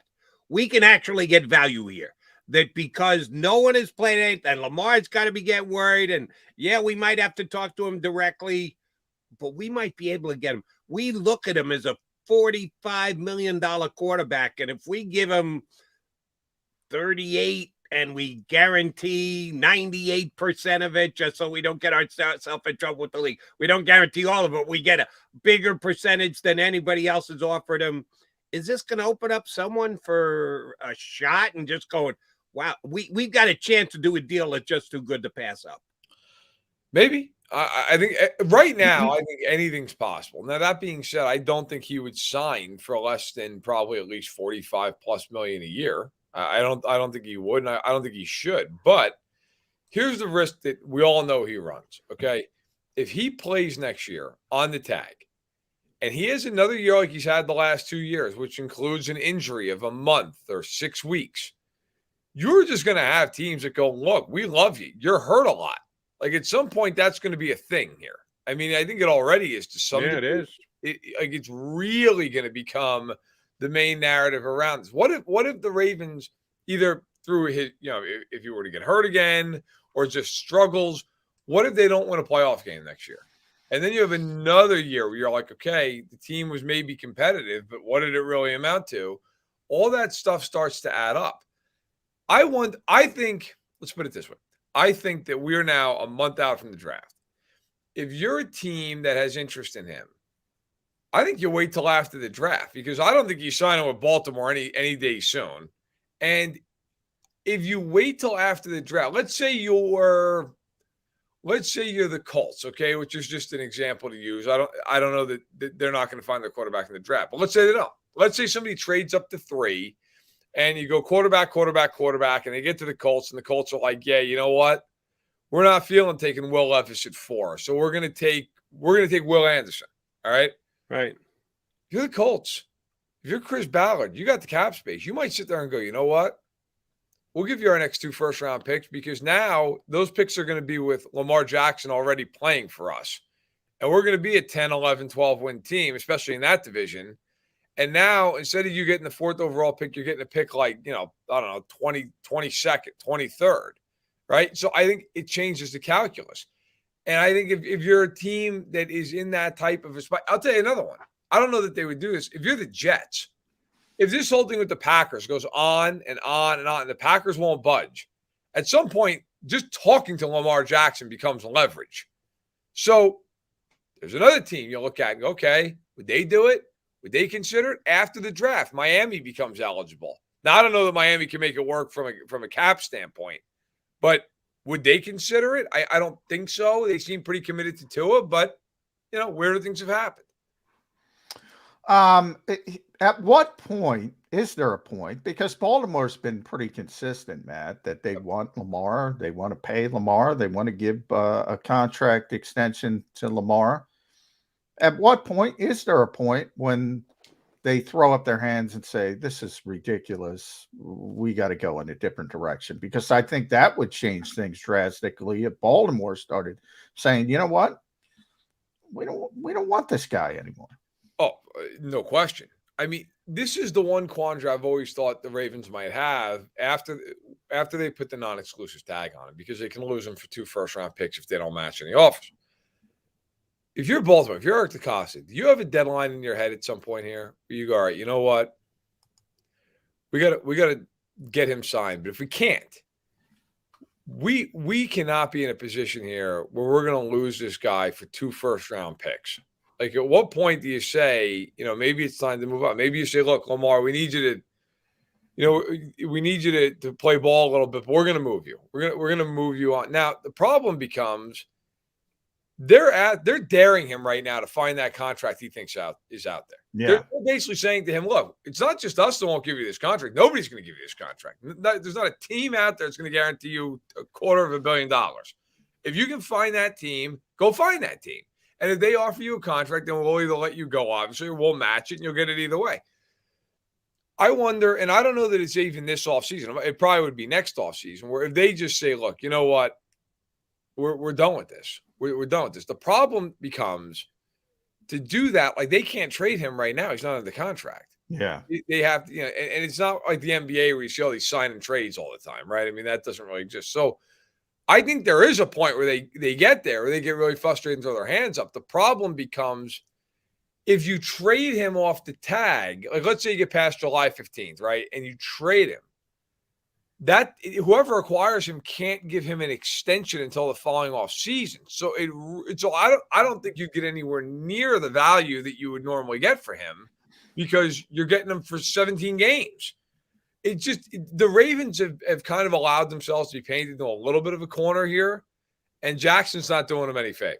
And a little bit more of the painting in the corner angle. And I promise we'll move on from Lamar after this.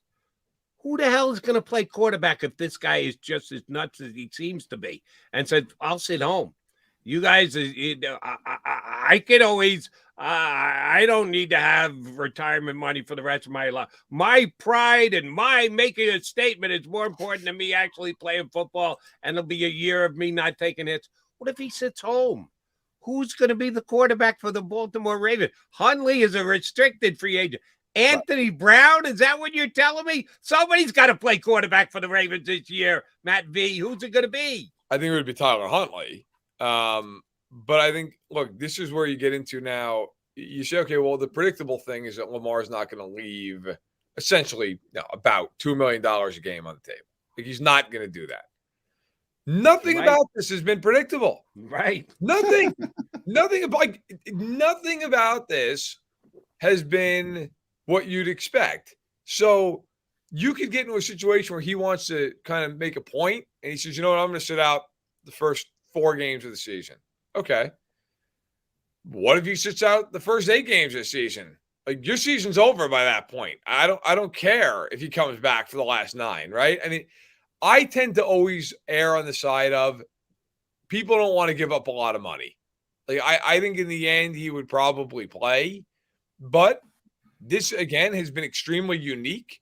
I also look at it and say, if you're him, do you sit there and say to yourself, I know that if I get hurt this year, this is a major problem for me. I cannot afford to get hurt, so I won't play.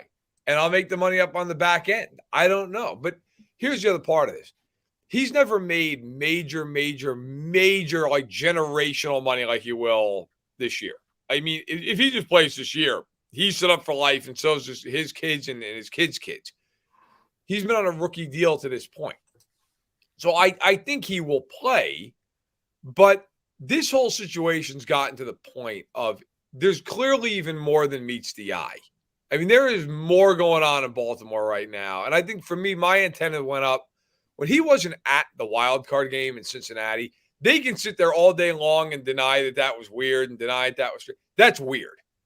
That's a bizarre thing. Okay, if the Eagles are in a playoff game and Jalen Hurts has a sprained ankle and can't play, Jalen Hurts is going to be in the stadium. Yeah. He might be up in a box. He's going to be in the stadium. Yeah. That was a weird situation that he wasn't even in the building that night. So, I mean, it's just a very convoluted situation. Is Jimmy Haslam still the most unpopular guy in the NFL? I mean, Dan Snyder might hold the title for a little bit longer. Put Dan aside. Yeah. Jimmy Haslam's got the AFC crown for sure. I mean, owners were irate when he signed Deshaun Watson to the deal he gave him. I mean, and frankly, more because of the fully guaranteed money than it was like you're signing this guy with all these off-field allegations. Oh yeah. It's all guaranteed money. Right, because owners just care about, let's face it, in most cases, the bottom line. The bottom line in that case was, how could you give this guy $230 million guaranteed? You're out of your mind. Jimmy Haslam's not going over well, and I don't think that's changed. All right, we'll move on to another tough to predict his actions and movements quarterbacks. He might not match up to Lamar, but coming in out of the darkness, maybe he does. The whole Aaron Rodgers to the Jets conversation and the moves that have been attached to it, and Aaron going on McAfee's show and announcing he's going to be a Jet, except he's not yet. Everybody has had an opinion on who actually has more leverage as we sit here, right now. And when does leverage change and when does leverage move? What's your Matt Verderame calendar look like for leverage between the Jets and the Packers? First of all, I think I'm going to dream of the word leverage.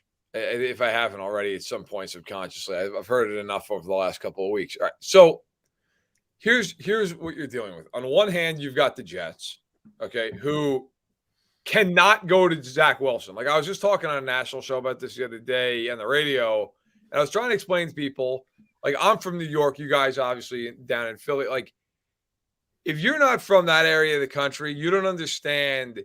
The Jets cannot go back and go, hey, guys, listen, you know what? Zach Wilson, he's okay. Like, the fans will burn the stadium down. There's no scenario where that's happening. Maybe that happens out like where I am now in the Midwest, and people go, okay. No, not in New York, not in Philly. Like, you can't do that. So the Jets are, to use the term we used earlier, they're painted into a corner. They need Aaron Rodgers. Okay. The Packers, however, are painted into a $58.3 million corner because that's the option that is due to Rodgers prior to September 1st. Okay. The Packers do not want Aaron Rodgers. They have been open about this. They are not going to pay him $58.3 million, which is why I think in the end, the Jets have more leverage here because the Jets could always pivot to another quarterback should they really want to. We talked about Lamar Jackson. They could always say, we're going to go after Lamar. Now, it's expensive. I don't think they'd want to do that, but they could. I think there's two deadlines here. One is a draft. The other one is the beginning of training camp. If you're the Jets and you make the move before the draft, I think the Packers, like the earlier you do it, I think the Packers have more leverage because you're further away from that balloon payment of $58.3 million. The closer you get to that, like ask yourself this. Do the Packers want Aaron Rodgers showing up to training camp this year? Do they really want that? No. They want Aaron Rodgers at Lambeau Field on July, whatever it'll be, 25th, saying, hey, guys, fire away. I'm a $58.3 million backup quarterback. Ask me any question you want, and I'll give you any answer. It's in my head because I don't care what the team thinks of it. They don't want any part of that. So I think the closer you get to camp, the more leverage starts to go to the Jets side. But in the end, guys, I'll tell you what, I think they're kind of haggling over nothing. I think this is going to end up being a day 2 pick. And I think it's going to be another pick on top of that, probably in the same range. It's a conditional. I wrote a piece, not to plug myself, but on SI a couple of weeks ago where I asked 3 people who either are currently or are formerly in major positions in front offices and said, look, if you're Joe Douglas, what would you give up? And every one of them said the same thing. I'd give up a day 2 pick, and then I'd give up a conditional pick or 2, and that's where I'd land, but I wouldn't give up a first. I think that's where we're going to end up. I think, and by the way, the Jets have 2 second-round picks back-to-back after the Elijah Moore deal. Right. Give them one of those picks. Give them a conditional 3 next year that turns into a 2 or a 1 based on how much money the Packers eat, or if you want to go like how far you go in the playoffs, fine. But I think that's what this is going to end up being, and I think that's fair for both teams. Fair enough. Let's take it back to Philadelphia, Matt. Much smaller scale, but I thought it was interesting. Darius Slay, C.J. Gardner-Johnson. I thought it was interesting from this point. I think Drew Rosenhaus, who was Slay's agent, was very honest with Slay. The Eagles said the Eagles need to get that cap money down. They said, we'll guarantee you your 17.5 million, maybe throw a little bit on top of it. Turned out to be 23, 22, somewhere in that range. Right. And I think Drew said, look, I mean, you're 32 years old. You're still playing at a high level, but $18 million on an extension is not going to be there for you. On the other hand, I think CJ got good advice. Ends up signing a 1 year, $8 million deal. It's really $6.5 million. When you look at the misvaluation, not evaluation, but the misvaluation, the league tells you all you need to know, Matt. And they didn't think CJ Gardner-Johnson belonged at the Jesse Bates level, to say the least. Is that just everybody in the NFL got that wrong? Everybody outside the buildings? We sometimes get this stuff wrong. How do you sort of gauge what happened with CJ Gardner-Johnson? So, I mean, you're right.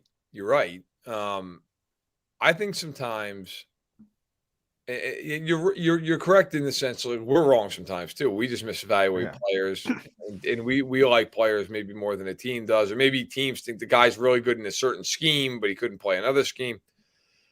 I think in this case, I think Chauncey Gardner-Johnson, as you put it, John, got bad advice, and you see that sometimes where you look at a guy and go, how the hell did that guy end up on a 1 year deal for X amount of money?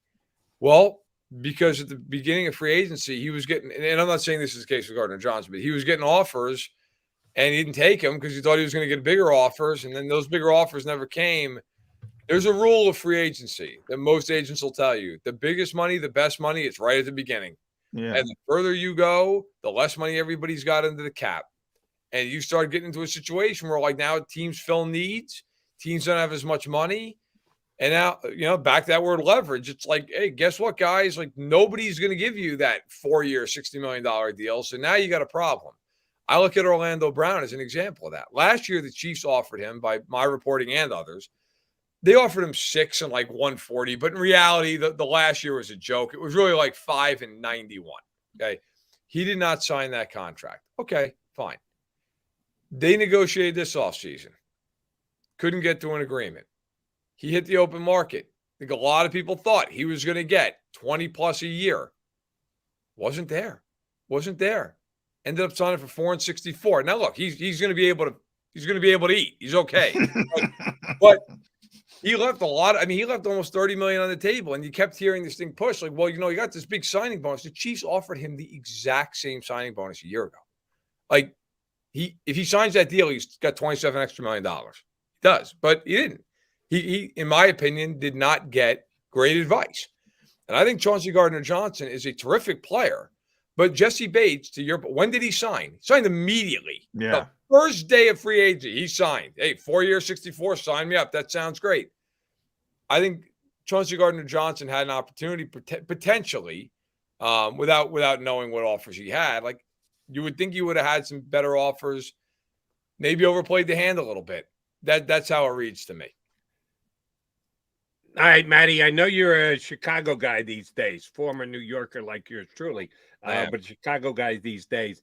And this is one team that John and I disagree on. I actually think their general manager's done a decent job. Did he kind of hang Justin Fields out to dry this past year? Yeah, he did. And he got the first pick overall in the draft out of it. Although they don't use the word as much in the NFL as they do in the NBA. They tanked, and they tanked successfully because they wanted to get a high draft pick, doesn't get any higher than number one. And he's already parlayed that into the deal that he's made with Carolina to get himself DJ Moore and that much more draft capital. Matt Verderame's read and the Chicago fan base read.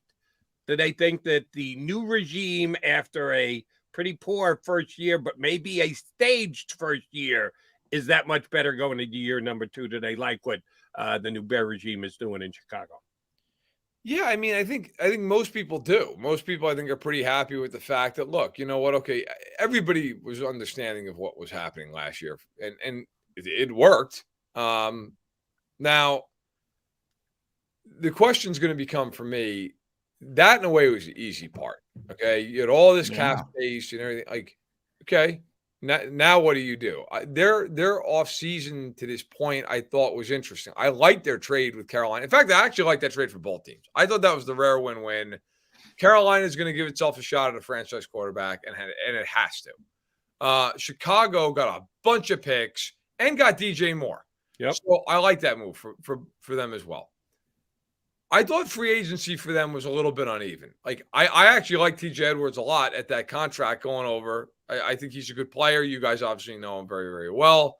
I think he'll be a nice fit in the middle for them. I thought paying Tremaine Edmonds 4 years and $72 million was somewhat insane. Like I think Tremaine Edmonds is a nice player. He's a good player. I get he's 24 years old. You just signed TJ Edwards. Like you don't need to invest in 2 off-ball linebackers. $92 million, Matt, in all-ball linebackers. I mean, 18 a year for Tremaine Edmonds. He's made 1 Pro Bowl. Like, he's not Fred Warner here. I like him. He's a good player. But he wasn't the best linebacker on his own team last year. I mean, that is a lot of money to go give in it. And then, Nate Davis, guard coming over from Tennessee. He's a quality player. I don't mind that in the sense, look, they overpay a little bit, in my opinion, maybe, but they have to protect Fields. I can understand that. They had the money. Okay. I can live with that. But I didn't like that they didn't fill in a lot of premium positions. They didn't go out and get a lot of edge help. They didn't go out and get tackle help. They didn't. That's where I walk away and go, all right, you better do work in the draft. Now, they got the picks, so maybe they will. But they better. So I think the Bears, to me, the grade is still incomplete. I need to still see it with the Bears a little bit of like, all right. I always say, and I always say with the Eagles, look, nobody gets everything right. Nobody. But when the Eagles make a decision, I usually get the thought process behind it. I think they're a very smart organization for the most part. I don't get the decision making in Chicago. And to your point, look, it's easy to demolish something. Nobody hires the demolitionist to rebuild the house. That's the easy part. The hard part is gaining these assets and doing something with these assets. And those have been questionably, but we'll see. I mean, they have plenty of things, and we'll see how Ryan Poles does. Just haven't been impressed early on. I have been impressed with your work at Sports Illustrated, though, Matt. At Matt Verderame, follow him there. Couple pieces, because I know Jody disagrees with one, and I disagree with another. I'll start with the backup quarterbacks. I think you had Marcus Mariota at 13, Gardner Minshew at 4, somewhere in that range. You guys, that's about right. Why do you think Gardner's better? And then the second, I just saw your worst 5 free agent signings. I agree wholeheartedly with number 1. I think you hit that nail on the head, and that's Jimmy Garoppolo. Yep. Number 2, you had Andre Dillard. I thought that was a great signing to get a potential left. Now, if they blow it, if he can't play, obviously, but if you get a left tackle for under $10 million, I love that. I love that roll of the dice from Tennessee. So both of those kind of defend yourself. I will gladly defend myself. All right. So number 1, with Minshew and Mariota. My problem with Mariota, I'm a big guy on like availability. You need to be able to play. He gets hurt all the time. Now, last year, to his credit, he largely stayed healthy, but he has had a long history of injuries. Now, I will say this. I like his fit in Philly because he can play that style very well. Yep. So I like the fit. If you asked me of the 32 teams, where would he be best as a backup, I would have said there or Baltimore. Like, I think that, because you want to have that running capability built into the game. So I understand completely why the Eagles signed him. And by the way, to be on that list, you're one of the top half. You're in the top half of the backup quarterbacks. So it's not like I ranked him 30th. But my coworker Gilberto Manzano and I worked on that piece, and I think I like Minshew because I think Minshew, if he had to start for a month, can win some games. Now, I don't think he's going to go out there and lead a team, to 11 wins over the course of regular season. But I do think that he can actually throw the ball some and play. I like him better as a passer than Mariota. But I understand why Philadelphia did what it did based on the fit of the scheme and the offense.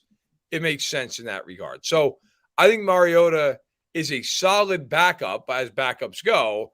I just worry about his availability. That's always a concern. If he's got to play for a long stretch, can he be durable? He was last year, to his credit. Hasn't always been the case. As for Dillard, the man's barely started any games. He's a first-round pick. Now, I know the Eagles have the best offensive line in football. Fair enough. But to me, was anybody else giving him $30 million?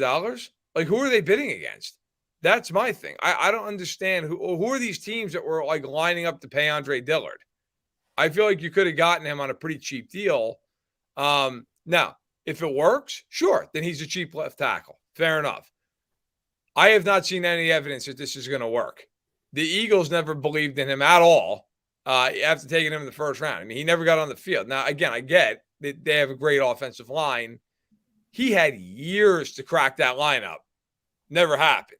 So I have a hard time when you're paying a guy and we all know this is true too. When you're a first round pick, you're going to get every opportunity to get out in the field. Like you're going to get the benefit of the doubt. You're going to win all the tiebreakers. You couldn't do that for 4 years. You couldn't get on the field. Yeah. Fair point. The only thing I would say, the outlier there is Jordan Mailata. I mean, they gave him, they defaulted to Andre Dillard all the time. They started a couple years ago. They were rotating, but it was Dillard up first every time. Jody and I talked about it. It was Dillard getting every benefit of the doubt, as you mentioned, Matt. Yep. But at some point, Jordan Mailata is, a freak, a physical freak. And Andre got hurt, as he tends to do. And all of a sudden it was Jordan Mailata, and they're like, wow, this guy's just too good. He's just too good. I hope that every guy on that list proves me wrong, but I'm guessing that a couple of them probably will. Maybe it's Dillard, but Jimmy's not going to prove you wrong. You're going to be right. No, You're going to be right. That's why he's number one.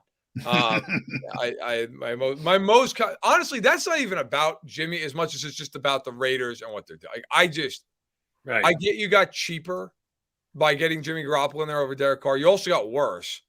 And you have Garoppolo who cannot throw the ball well outside the numbers or down the field. So, like, you desperately need a tight end, and you trade your tight end. I will never understand the Raiders. And I feel good about that since they haven't won a playoff game in 20 years. Maybe that's a vote against Jimmy Garoppolo is a vote against Josh McDaniels, is a vote against Mark Davis. It all comes under one big collective umbrella at some point, and I don't think you're getting it wrong. Matty V, always a pleasure, buddy. We're reading you now at SI these days. You're going to be part of the MMQB podcast going forward as well, right? Yes, I will. I'm looking forward to that once we get that thing rolling again. Sounds good. We will catch you there as well. And we will, from time to time, ask you to get up in the morning and jump in with us and see. Now, I believe the color of his beard. Our previous guest this morning, a guy, Mark Farzetta, doesn't have a quasi black beard. Oh, he's got a black beard, a Lincoln black beard. And he's almost as old as me and McMullen. So he's just full of baloney that he's not actually coloring it. I'm buying into Verderame. You don't use any for men products on that beard, do you? Not yet. Not yet. Although there's some grays in there. There's some grays. That's okay. Listen, I'm fine with that. I'm not afraid. You'll catch me sometime within the next couple of decades. Yeah. Matty V, always a pleasure, brother. Appreciate you hopping on. Take care, guys. Matt Verderame, now of Sports Illustrated. Yeah. Distinguished, I like to call it. You gotta get distinguished. You gotta go gracefully into the gray night. There is no gracefully here. All right, John McMullen, Jody McDonald, here we have Birds 365. We're going to come back, put a bow on the show, put a bow on the week. Stay with us. Go to get your game on. Go for the beers. Go for the cheers. Go for the hit and the hits. Go for the stakes and the stakes. Go to get your parlay on. Go to get your party on. Go for the scene. Go for the screens. Go for the gallery.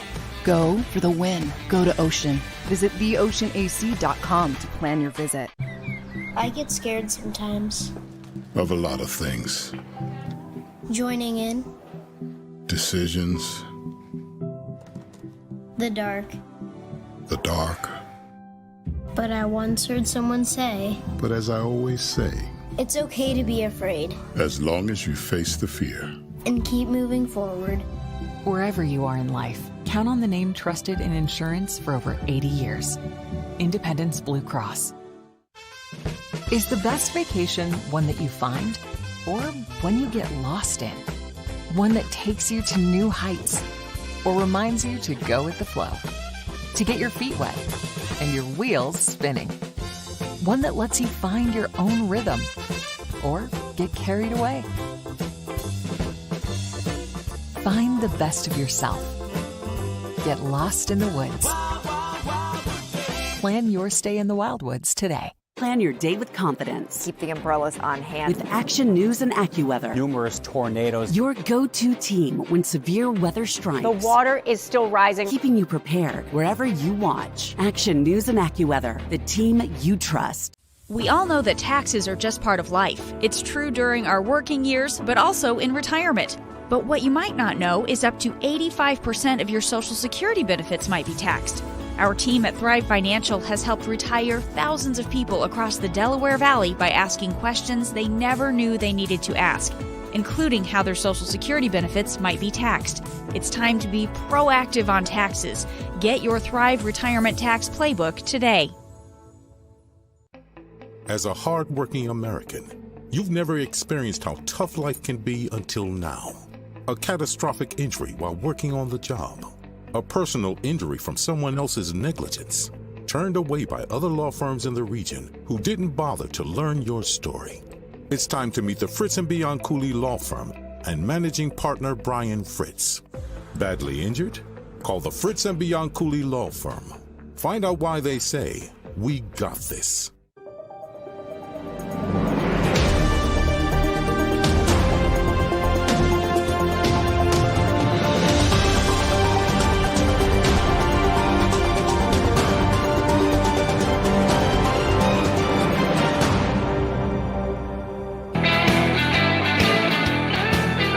Down the home stretch of a Football Friday show here on Birds 365 with Mac and Mac. Thank both Matt Verderame and Mark Farzetta. It's amazing that you got four guys with no hair, but every single one of us has a beard. Yeah, well, you got to hide the no hair some way, Jody. That's why we all go. We got the headsets on. We're not doing all that good of a job hiding it.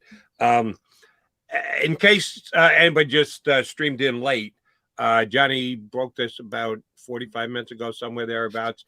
Eagles get a contract extension done with Lane Johnson. It's more a reallocation of money, but beneficial to the Eagles short term and beneficial to Lane Johnson because he gets more money right in his pocket immediately. Right, J-Mac? Yeah, and he did get a little bit of a raise as well, deservedly so. But the big news for the Eagles is obviously the cap relief. So essentially, you know, he's got 2 more years, and that's what Lane has said. He's going to start thinking about retirement 2 more years, but he's locked in for 2 more years. And then, you know, if things go well, if he wants to continue playing, it'll be, you know, probably year to year at that point, more in the Jason Kelce realm. But I mean, I don't think anybody's going to complain about Lane Johnson getting a raise. I mean, that guy's been unbelievable. Again, 2 years. I can't even fathom that. Every once in a while, you know, all the impressive, we talked about all the career seasons, all the franchise records. Of all the things the Eagles accomplished in individual accomplishments, Lane Johnson's to me is just ridiculous. A starting right tackle in the NFL with all the pass rushers now, not giving up a sack for over 2 seasons. It is unbelievable. For me, he's an unquestioned Hall of Famer. Both Kelce and Lane Johnson have achieved that status. So congrats to Lane Johnson for being as good as he is and rightfully being compensated for it. Congrats, Howie Roseman, for getting the contract extension done, negotiating, everybody happy, giving himself more cap relief for this year. And one more. And J-Mac, you like to do this too, as do I. And add a guy to Jeff Lurie, which I think kind of flies under the radar every once in a while. You got to have an owner who's willing to write these checks immediately because they're signing both and they get paid right away. And you got to have both the money and the willingness to go, yeah, if it's going to help us over the course of the season, over the course of seasons, yeah, I can write a big check today. And Jeff Lurie does give Howie Roseman that flexibility to be able to manage the cap. The owner has to make a commitment for the general manager to be able to do what he has to do. And Jeffrey Lurie surely does that for Howie Roseman. So good work today out of 3 Eagles, Lane, Howie, and Jeff Lurie. And we'll be back on Monday to talk about it. J-Mac, have a good weekend. You're in with me on Monday, right? Yeah, NFL meetings week, but we don't have to worry about the tush push, so everybody can forget about that. It will be in play for 2023, and so will we, God willing, Jody McDonald. Tush push going nowhere fast, much like Birds 365, which we will be back on Monday, which is in 2 days, that is. You've been listening to Birds 365, the destination for the passionate Eagles football fan who bleeds green. If it's Eagles football, we're talking about it. Debate, inside the locker room, and guests that are some of the greatest football minds from around the region. We hope you enjoyed the show. We know we had a blast. Make sure to like, comment, and subscribe, and we'll be back soon. But in the meantime, hook up with us on social media at JAKIB Sports. See you next time on Birds 365.